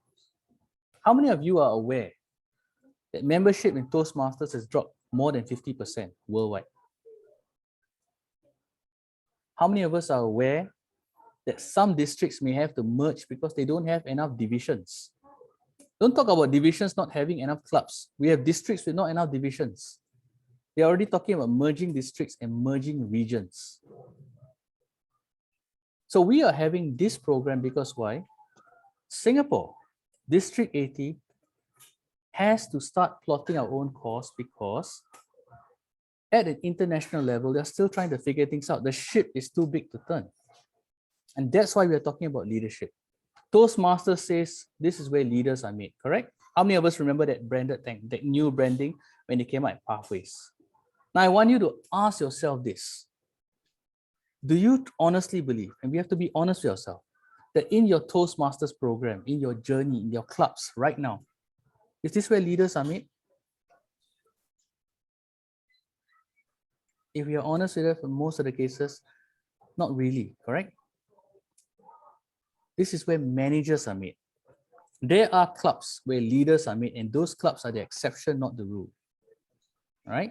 Things are different in strong clubs and things are different in weak clubs. Things are different in clubs that look strong on the dashboard, but are actually weak because many of these people don't turn up for the meetings. The club has got 32 members and only 8 turn up. These are the challenges that we face. And these are not just Toastmaster challenges. These are challenges we face in our professional life as well. There's movement of people.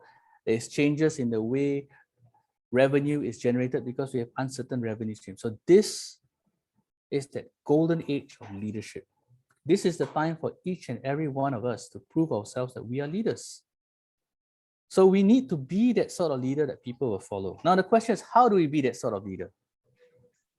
I'll tell you a story. So long before I was in, so Kin is in commandos, a commando officer. I was a guards officer. The difference is that Kin jumps out perfectly good aircraft and I jump out perfectly good helicopters behind enemy lines. After that, I was sent to the Navy and I became a naval officer. And after that, because an officer can chuck you everywhere, they loaned me to the Singapore Police Force because I was very good with languages. So my job was to catch terrorists. I spent a lot of time undercover, pretending to be one like them, speaking like them. And along the way, I even got promoted to a position of leadership. So we knew who we was and we picked up everybody. Now here's the funny thing. Leadership in these kind of organizations, leadership in the corporate sphere, leadership everywhere is actually the same. The circumstances and the context differ, but the whole concept at its main, the foundation is still the same. So in 1994, I was a deck cadet. I wasn't yet an officer. I was on a ship known as the Neptune Coral. The ship was older than I was, and we were crossing the North Atlantic. This is the place where the Titanic sank. And we got caught in a storm, and it was a very, very bad storm. I was the helmsman, not because I was the best helmsman. It was my first ship, my first trip, my first voyage. It was because I was the only one who wasn't seasick. I learned, for example, that whether you have seasickness or not, it's actually a genetic thing. You're not special because you don't get seasick, or you're not special because you get seasick. It's just a genetic thing, you know? And I happened to have the right genes and I was not seasick, so I was the only helmsman for 8 hours. The ship was 300 meters long, facing a storm where the waves were 30 meters. Now, what it means is that when the waves go up 30 meters, there is a trough of 30 meters. So when you ride it, it's 60 meters of roller coaster hell. I was excited because I was too young to understand how dangerous it was. The captain, or as you land lubbers, in the ship we call it the master because it stands for master mariner, just said, point the ship into the waves. Because if you go broadside, sideways, you will capsize. And that's all I did for 8 hours. Find where the waves were and just point the ship in that direction. Now, throughout that entire thing, I was confident in my captain because I thought he knew what he was doing. Years and years later, I got promoted. I became an officer. I became a second mate. I passed my exams, and then I realized that my captain actually had no idea what he was doing. That was his first storm too. Most of us never get caught in storms like that. It's just my bad luck that on my first voyage, I got caught in a storm that sank several ships in that area. All he did was look like he knew what he was doing. And because he looked like he knew what he was doing, we felt confidence in him. So the thing about to be a leader, sometimes you just need to look like you know what you're doing so people believe in you. How many of us as club presidents have encountered this? We have no idea what we're doing, correct? But we talk our way out of it. I know all of you all ex-club presidents are still nodding your head. I can see down there. And that's what it is. Sometimes you got to fake it till you make it. Okay? So identifying the team, I'm going to go through very fast. Okay, there are a few things you need to do when you identify your team. Okay, firstly, you need to have common values, the structure, the coffee cup, as Ken said. You do not find the people and build the structure. You build the structure first and find the people. Sometimes you cannot find the right people. What do you do? Depending on the circumstances, you compromise and find the next best. Or sometimes you have no choice but to leave that position vacant until the right person comes along. So that's the first thing you do. Have your values, create the structure, then find the people. You don't find people, you don't find your friends, people you like and everything, and then you create a structure. One of the things I learned in business, managing a lot of companies, is that the people that you're friends with are not necessarily the people you can work with, correct? Your friends are your friends. Your business partners are your business partners. But often the people you can work with and you work well with become your friends because you have a common goal, you have common values. More importantly, you have shared pain. Okay? Secondly, we talk about finding people who can talk back, and this is something that's very, very important. Find people that will tell you you're wrong. When I became division director, Division G had just moved into a very difficult position. The entire District 80, pandemic, remember? Even TI had no idea what they were doing. We had no idea what we were doing. I needed to create my division council. Now, here's the thing. I was so confident I was going to be division director that I created my council 6 months before the election. The first person I talked to was James Clifton. And James said, bro, don't you know I'm a very argumentative person? I said, I need that. Don't you know I'm a very difficult person to work with? I need that.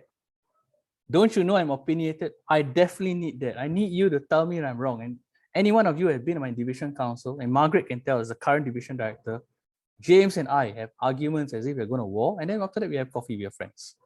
That's just the way we do business, because the project is the project, the work is the work. We ask each other difficult questions because we want to settle this in the team. We need to ask ourselves difficult questions because we don't want to deal with it outside the club, outside the division. When you create a team for your company, when you create your board of directors, anything, you need to have people to have robust and difficult conversations inside so that you don't have to face a difficult situation outside. And you must be humble enough to admit that you're wrong. And there have been many times I admitted that I was wrong. That's where Margaret comes in. You know? Her job is basically to tell me I'm wrong. Now, here's the thing. Once you have the team and you've created the structure, you need to build a culture.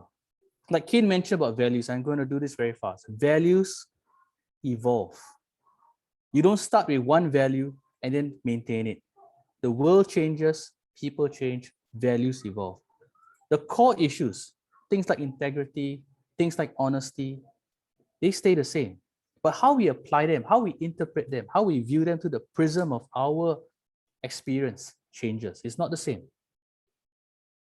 Finally, the paradox, being a leader without leading. If you are a good leader, you don't have to lead. You give the overall direction, you have set the course. You are the captain of the ship, everybody else knows their job. And that's what you want. You want a team of people that can step in anytime you take a step back. Just like it was in that storm, if the captain takes a step back, the chief mate takes over. And the chief mate takes a step back, the second mate takes over, and so forth. This is what you want, a clear hierarchy. Who takes over when you're not available? When you're traveling, when you're sick, whatever it is.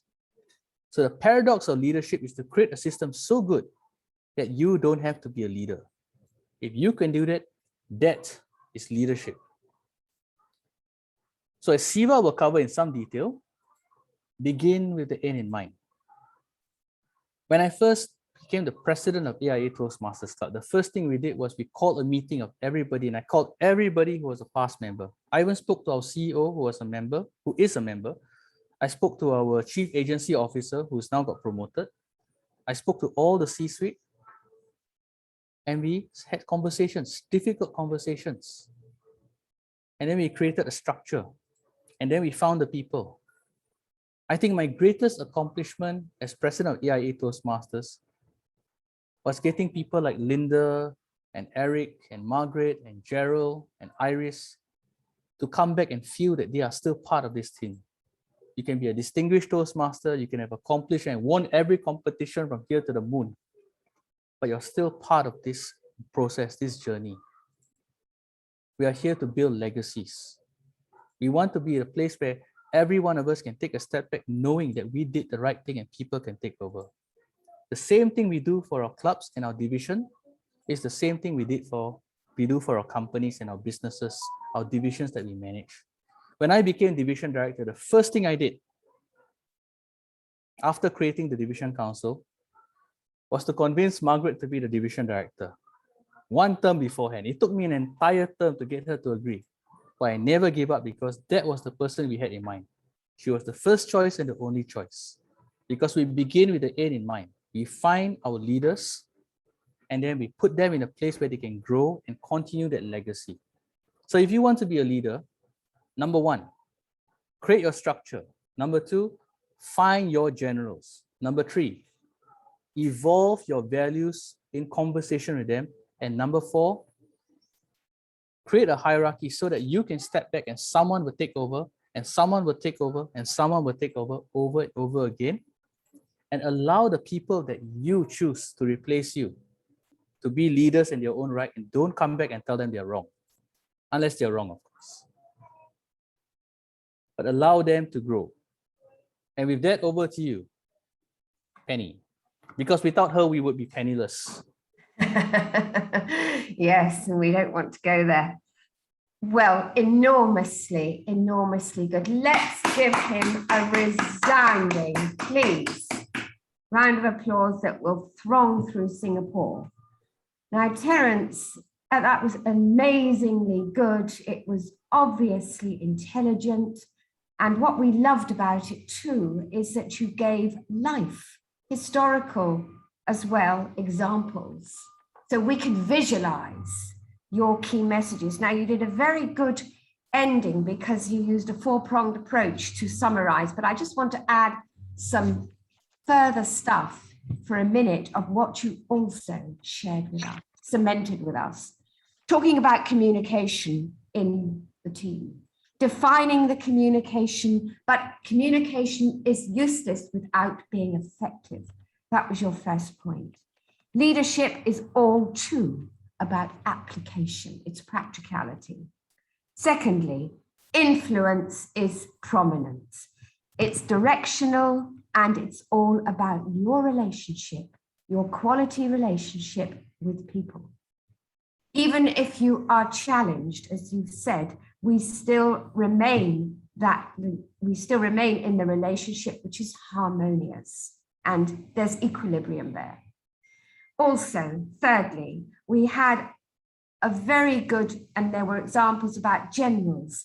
What that was alluding to is that Terence must ensure that the people in his leadership team are also strong and can challenge. And that was one of his four-pronged approaches at the end. Fourthly, leaving a legacy. And he said the word that outlasts, that when you're no longer there, you are still remembered, just like, as he said, Lee Kuan Yew. And we all feel that Lee Kuan Yew is still with us. I'm not going to go, I was just thinking about the bad leadership like Crown and what Packer has done, the son Packer has done in Australia, but we should really not go there, but it's a horrible example.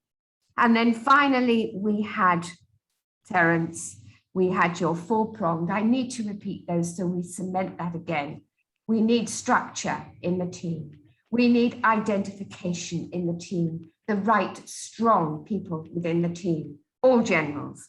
We need people who say you are wrong, who've got that relationship with you that can do that. Excellent.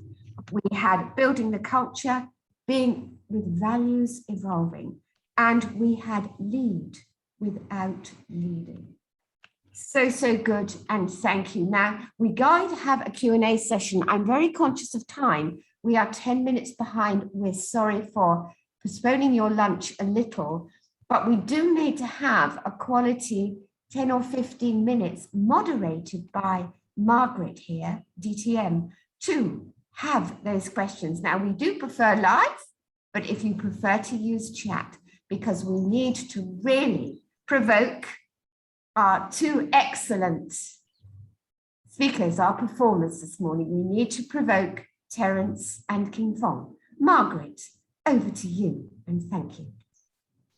Thank you, Toastmaster of the Day, Penny. Wow, we have collected nuggets of gold between our two speakers. And I'm sure many of you have burning questions for our panel here. I would like to invite you to pen down your questions into the chat. I will pick it up as we proceed. But as we wait for those questions to come in, I have two burning questions for our panel this afternoon. Let's spotlight the two of them. Okay, I see you.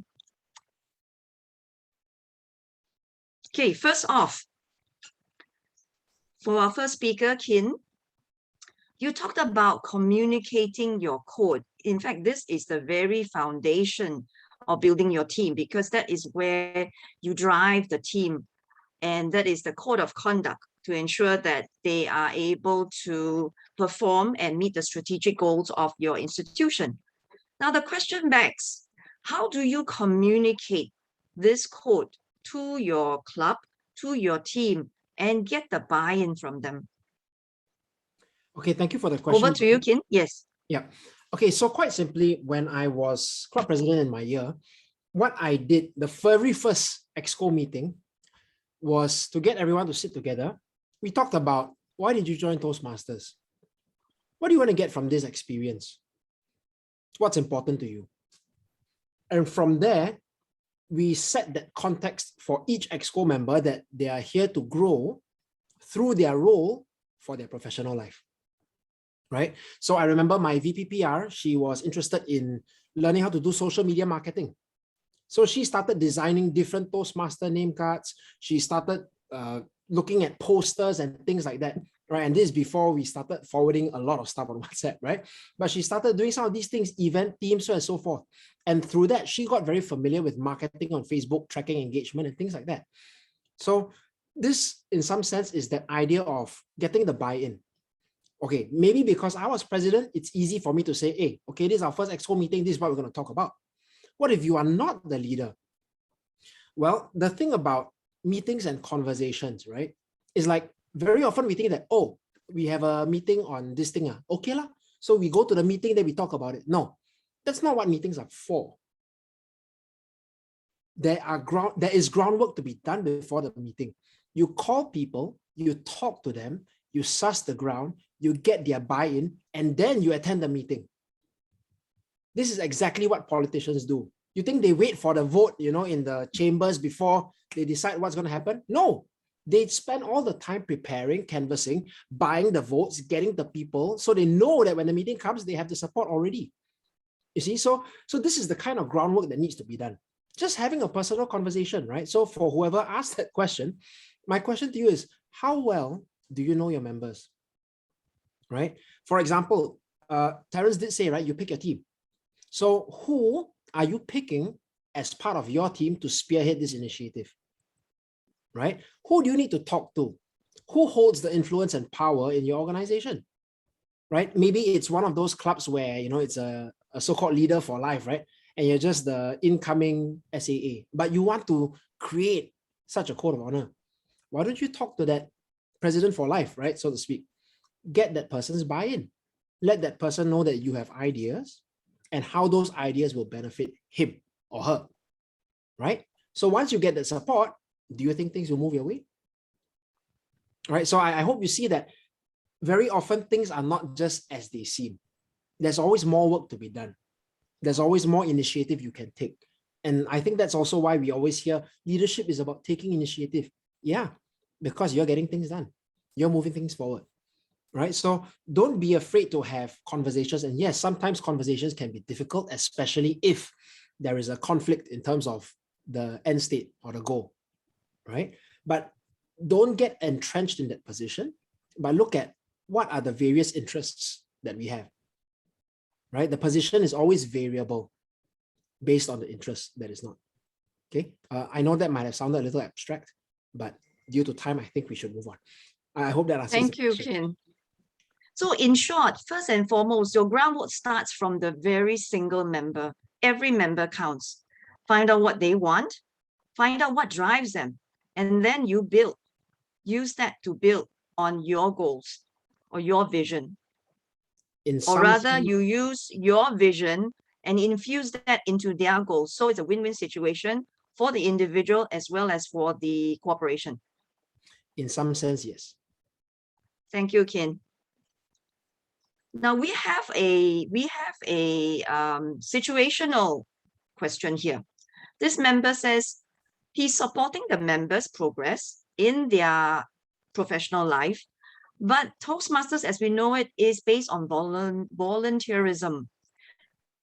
Inevitably, the level of commitment is different from our professional life. Now, they are not able to commit to Toastmaster as much as they would to their professional progress. Now, in this kind of situation, what can he do to get their buy-in into Toastmasters? Back to you, Kin. Oh, me again. Okay. I would say that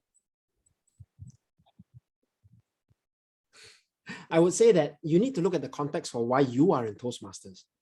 Now, I recognize that obviously having a great Toastmasters club where everyone is, super on about your club and they're contributing and they're performing and they're doing all those things, that's great. Who doesn't like it, right? And if we are the leader, we feel good. I mean, it's a vested interest, right? Like, I love my club. I've been there for 9 years. I'm never moving. It's always going to be my club.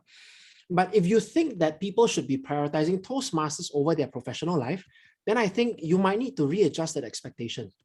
Toastmasters does not put food in their mouth. Their professional life does. So what this means is, as long as you can create, right? As long as you can create and align that there is value in contributing to Toastmasters that will help them in their professional life, that's why they stay, right? Members leave for two reasons. Either they've stopped growing or there's just no value. So if that person's not committing to Toastmasters, maybe there's just not enough value. I mean, it's a matter of value, right? How do you spend your time? On things you don't like to do that have no value for your life, or on things that matter to you? It's quite obvious, right? So there's nothing to be upset about, because that is how it is. And that is what it should be. Otherwise, I would say that person's priorities are a little messed up. But on that note, can you align a certain growth area or a gap in that person's skill sets that he or she can get from Toastmasters to apply in professional life? Once you can do that, you have the person's buy-in. Hi, Ken. I got a follow-up question. Thank you, Kin. Is it okay if I ask a question? Who is this, please? Can you identify yourself, please? Pimo. And your club. From Equinix Toastmaster Club. Okay, go ahead, Fino. Yes. What if the members' why is different? Like, the reason for why they join is different. For us as leadership, what if they would just want to prepare like presentation mastery? They just want to be better at their speech. They don't want to be a leader yet. So it's very hard to empower, or if they want to empower them to take up more positions. Absolutely. Yeah. I hear you there. And I think that you don't want to tell them, oh, leadership is good, you must be a better leader, because it makes no sense. They're not here for that, right? What you can tell them is, you want to get better at presenting, right? Did you know that as club president, you get to present every week? If you present twice as often as you already do, don't you think you'll get twice as better? Like 2 times better? Then oh yeah, exactly. And you can get these other things. But you need the stage time. And being a club president or being an appointment holder gives you that chance. So why don't you take it up so that you can accelerate your growth, right? Or do you prefer to grow 2 times faster or 2 times slower? What are you going to say? Slow? No, right? Yeah, you want to grow 2 times faster? Take it up. I assure you, grow 2 times faster. There you go. Okay, so it's about aligning to their need. What you want is not important to them. But what you need to do is to show them how what you want helps them. Then they buy in. Thank you, Kin. That goes back to the reply to your first question, and that is finding out what the individual wants and align it to the corporate goals. Thank you, Kin. Now we have someone from the audience. Can I ask a question, if you don't mind, Margaret? My name is Vikaran Chaudhary. I belong to Raffles at Mountbatten, Singapore. Thank you, Chaudhary. Please go ahead. Hi, I have a question for both the panelists. So before you joined Toastmasters, what was your definition of leadership? And has this changed or transformed as you've progress through your leader, as you progress through Toastmasters. And the follow-up part to that would be, by joining an exco position or joining a position in the club as a, whether it be a PR or anything, has that helped you get to your goal? I've been talking a lot. Maybe Terence want to go first? Well, as a leader, I like to lead without leading. I was quite happy you answering all the questions, actually. Okay, on a more serious note, as we grow, as we move towards in life and we gain experience, our definition of leadership changes. It evolves with the situation. It always does. If a person had the same definition of leadership he had 10 years ago as he has now, then either he has become the ultimate leader or he has not grown. So when we, in this time as coming into Toastmasters, I had a slightly different perspective. Now, the reason is because where I come from was a command type organization. So basically, I've always been in uniform. I won 3. I won the Navy, I won the green of the Army, and I've won the blue of the police force. And in all 3 organizations, I had a high position, a high rank. So I'm used to people following orders. Now, the good thing about it is that you get good. You become better at giving orders. Get good, good God. The LE in me is offended. But the bad thing is about this is that you get so used to giving orders, you forget that authority is not leadership. People have to follow you because that's the hierarchy. Now, coming into Toastmasters requires a different sort of leadership. As I mean, Chaudhry, you know, because you're in your exco, if I'm not wrong, correct? And one of the things you need to do is we need to convince people. You know, you need to move people in a certain direction. Like Katie is our district director, right? But the inverted point about Toastmasters is she can't just go to any club and order them to do things. It doesn't work that way, right? The division director doesn't actually have that much power in that sense. The higher you go, conversely, the least power you have. This is the inverted structure of Toastmasters because it's a volunteer welfare organization.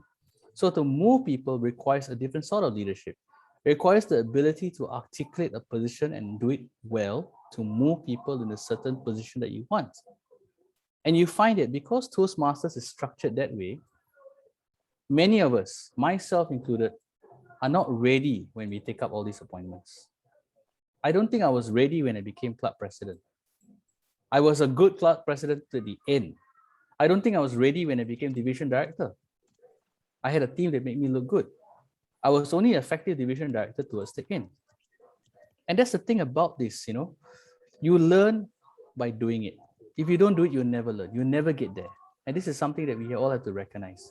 So when you're working with someone that you want to be a leader, I think we have to recognize that sometimes they're not ready yet, but we still need to stick with them. I think Nora wants to ask a question, is it? Yes, I think Nora raised her hand. Go ahead, Nora.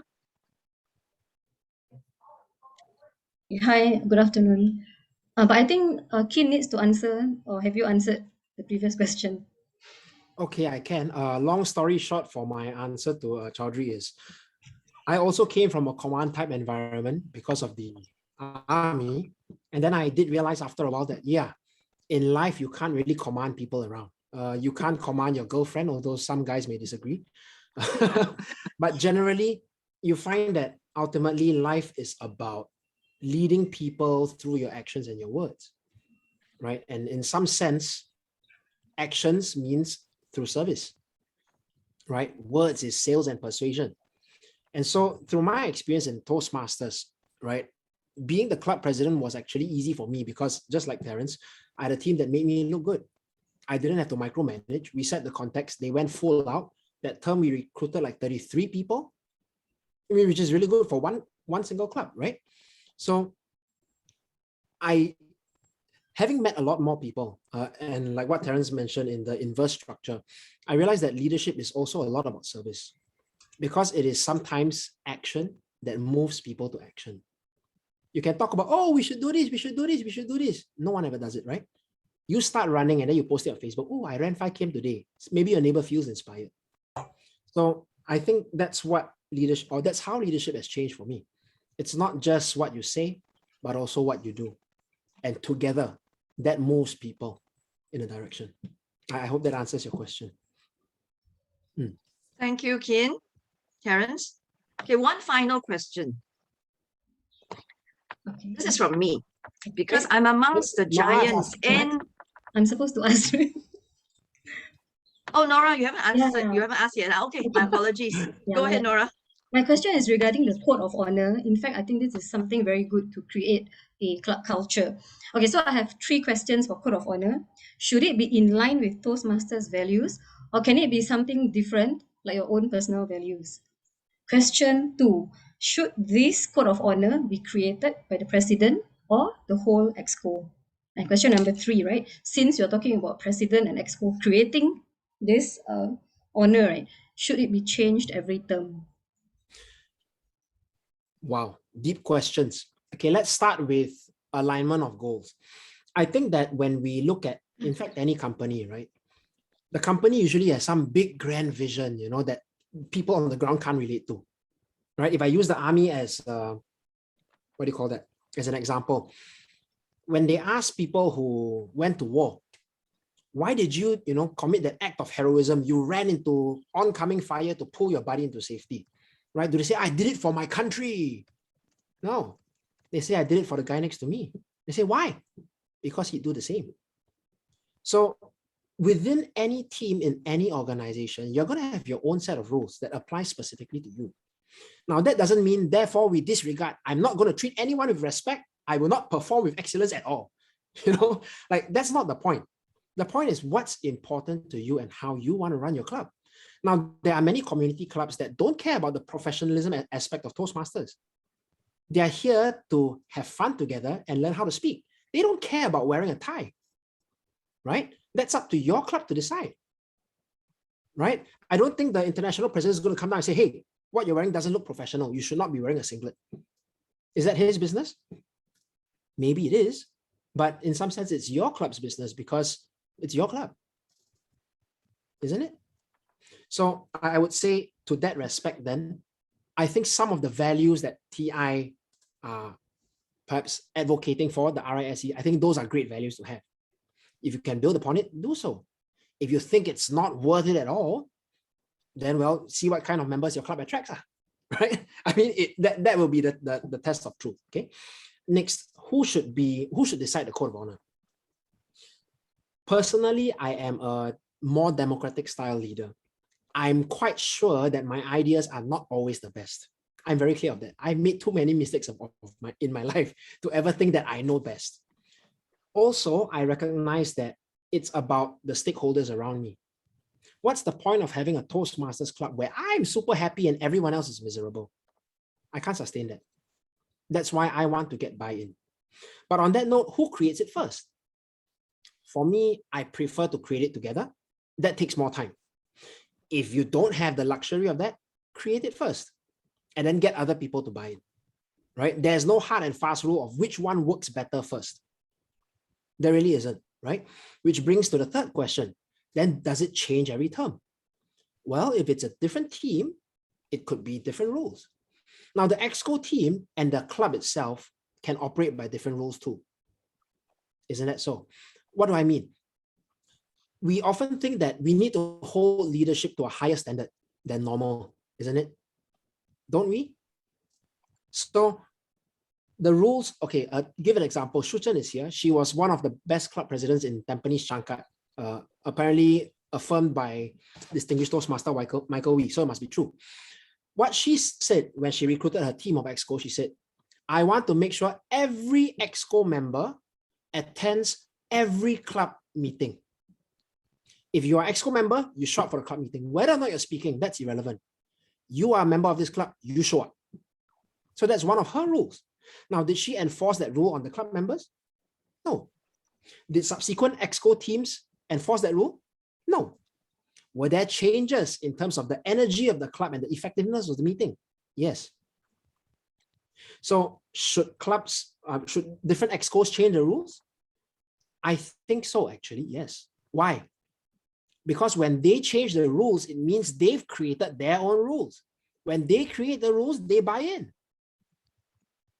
It's kind of like saying, hey, Nora, these are my rules to live by. You live all my rules, please. You're like, why should I? It's not my rules. So this process of getting buy-in may involve change. It may be the same rules, but what's important is that there is buy-in, right? As long as you have the buy-in, you can expect things to go that way. And along the way, you see, hey, maybe more rules need to be added. By all means, add the rules. The Singapore Armed Forces had 7 core values, right? After that, there were a couple of accidental deaths. They added the 8th rule, safety. If the army can change, I'm sure Toastmasters clubs can as well. Okay? I hope that answers the question. Thank you, Kin. Now, would Terence like to add on to this? Okay, I'm sure he has something to say. Yeah, because we're all corporate clubs, right? I mean, for Nora's club and my club. So one of the things I did when I became club president, that was just last term, was that I recognized that AIA was in a period of decline. Now on the DCP slide, it shows that our club membership was growing and this and that. And that was true. But what we noticed was the attendance was going down. And one of the things I did was I called all the club female president, including Su Chen. And she said, okay, I'll just tell you very quickly. And 4 hours later, she told me everything. And then I spoke to our CEO and everything. I realized that our club used Toastmaster values, and that's it. Now, here's the thing about Toastmasters, that they're very generic. They're meant for everyone all over the world, right? Everyone believes in integrity. Who doesn't, right? Everybody believes in respect. Who doesn't? Without all that, we don't have a program. But that's not enough for your club. That's not enough for my club, correct? Corporate clubs have another KPI separate from normal clubs. We need to prove to the management that the club fulfills the company objectives. We need to prove to the company that the club is of benefit. Otherwise, it will be seen as taking people away from the business of generating revenue for the company. And that's why a lot of corporate clubs have died. So one of the things we did, I spoke to the CEO and I spoke to the C-suite. Some of them became our members, some of them were already our members, and some of them have not joined yet. Or they joined other Toastmaster club elsewhere, right? But the point being that we realized that we needed to have some sort of value that was common to the company as well. So we took the company values and we reinterpreted it through the lens of Toastmasters. So one thing we could do is this. Effective communication is very important for us because why? If you can't speak, you can't close. You can't close, there's no sales, and that happens. Result, sales increase amongst membership 70%. We keep track. Our membership sales, personal sales went up 70% or so, right? Another thing we noticed is that people were not stepping up to leadership roles in the company. You know, financial services manager, financial services director. We needed to create a program that taught these people how to manage a team. If you can manage your exco and fail, it's still a learning process. But if you manage a team and you fail as a district director, I mean, in a company, correct? You're going to lose a lot of money. Now, if you're talking the third question, whether these values evolve, here's the thing, values evolve, but the core principles do not. So every exco, so when we wrote a strategic plan, every exco has the same value, so to speak. But how the different excos interpret it, how they add to it or take away from it, that is the onus upon that particular exco. And that exco itself cannot do it alone because it requires the membership to buy in. And so we put it inside the constitution that if you want to change something like that, it has to be an AGM or EGM because the members must be aware. You can't have a value that members don't subscribe to, you're going to lose members. And that's how leadership is. It has to be cascaded. It's not enough to believe in something if you're not able to cascade it down to people and feel that they are key stakeholders. And here's the trick. A lot of times when we want to do things, we appeal to people's goodness. That only works in the ideal world. In the real world, whether you're talking to a client or internal or external customer in a company or anything, you have to appeal to their self-interest. Everyone asks what's in it for me. So we need to structure it such that it appeals to their self-interest. Thank you. Thank you. Wow, we've had a very, very interactive session. Thank you, ladies and gentlemen, for all your questions. I believe all of us benefited from the skill sets, from the knowledge that's shared by our panel trainers. Next up, I would like to bring your attention to the next segment, which is the announcements. Penny will share a little bit more about what is lined up for us in the series that's coming up next. Over to you, Penny. Yes, I will, Moderator Margaret, although I'm not privy to the knowledge that you definitely have. But the next session in the series of 5 is going to be held on the 13th of November, also a Saturday, and we'll be very excited. Oh, you're flashing that up. That's great. We'll be very excited because it's Xinjiang who is going to be delivering that message to us. Am I correct there, Margaret? It'll be Eric and Kwan Hong. Oh, so that's changed a little bit. So it'll Yes. be Eric and Kwan Hong. All right, good. So subject matter has changed then, because I did have it on my original WhatsApp, but Xinjiang, I guess the order has changed, right? That's another workshop later. Okay, excellent, because that will be equally good. So the next one up is the 13th of November. I would just like not so much of an announcement, but I would just like to say just a few things. I hope this morning, learning, which has been triggered right from the top on leadership has been caught and not taught. This in no way has been a tutorial this morning. The engagement has been there, and I'm looking so excitedly at the number of participants. Even though it's lunchtime, we've hardly lost anyone. Max was 70. Now that's telling us a huge story, that you want more from this excellent series of forums. It's your forum and not ours.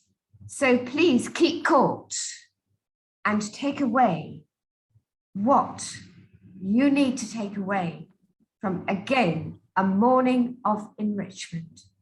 Toastmaster Margaret, back to you for closure. Thank you so much, Kim, and Terence too. But thank you more to all of you. Thank you. Have a good Saturday. Margaret. Thank you, Penny. Before we close, we have one more announcement. We have one more announcement for another workshop, another star-studded workshop that's happening this afternoon. Suchan will share a little bit more about the content and the celebrities that are involved in this. Over to you, Suchan. Thank you, Margaret. Hi, everybody. After an exciting session hearing from Pin and Terence, how many of you will want more amazing training like this session today? Please type yes in the chat. I promise you, this is the last time I'm going to ask you to type anything. Yes. Thank you. And if that's you, we are privileged to have another very exciting, amazing workshop this afternoon. You don't even need to wait too long, just another 45 minutes later. Yes, we have another workshop by Division G&S called Marketing, Branding and Sales. I believe we are doing sales in many parts of our life. And to me, sales is about enrolling people into doing what we want them to do. It could be as a club selling Toastmasters membership to prospective members. As a president of the club, you want to persuade members to take on EXCO role. As an individual, it could be a product or a service you provide. For a single who is in this room, it could be selling yourself to potential single out there. And this is a workshop for you. But before the sales can even happen, branding and marketing are key to the success of the outcome. So for example, before you can get a prospective member to join you as a club member, your club branding and marketing, whether through website or other source, must happen before member come to visit you. Correct? So for a successful sale, there must be marketing and branding. That's why Division G&S put together this workshop as a package to you this afternoon. And the same principle can be applied in whether your corporate life or your Toastmasters. So what will you learn? You will learn the following. Thomas Chen will share with you, create a top of mind brand. For example, when it comes to training, the first person I think of is my fiance, Kin Ng. But when I think of pathway training, it's always Eric Tan. When I think of vocal training, I think of Linda Lee. Sadiki will then share the secret to selling your event so that you can, after spending so much time to prepare for an event, a club meeting, you want people to attend, isn't it? So that's where Sadiq will share with you how to do so. And Kin, our trainer this morning, will come back again to share how do you get people to say yes to you. And that's a key, right? You want people to say yes to what you want them to do, right? So if that's you, sign up now. I see you in about 45 minutes later. Bye-bye, guys. See you in a while. Back to you. Thank you, Sujan. It's like Korean drama. We can't get enough of it. And I'm talking about kin, especially for our lady in the house, you know who? Ladies Sorry, and Madhu, I gentlemen, forgot. fellow Toastmasters, you've learned much today, but let not your learning lead to knowledge. Let your learning lead to action. And that's what leaders are for. Lead the action. Thank you, ladies and gentlemen. Thank you very much to our panel of trainers, Kin Fong and Terrace Nunes, and our lovely Penny Ratcliffe for hosting this session. We'll see you in the afternoon. Have a wonderful weekend, everyone. Thank you, everyone. See you later. Thank you, everyone. See you in a bit. Yeah. Bye. Thank you. Bye-bye. Thank you, Penny. You were excellent. Very good job, Penny. To open the room for the next. Congratulations. Right?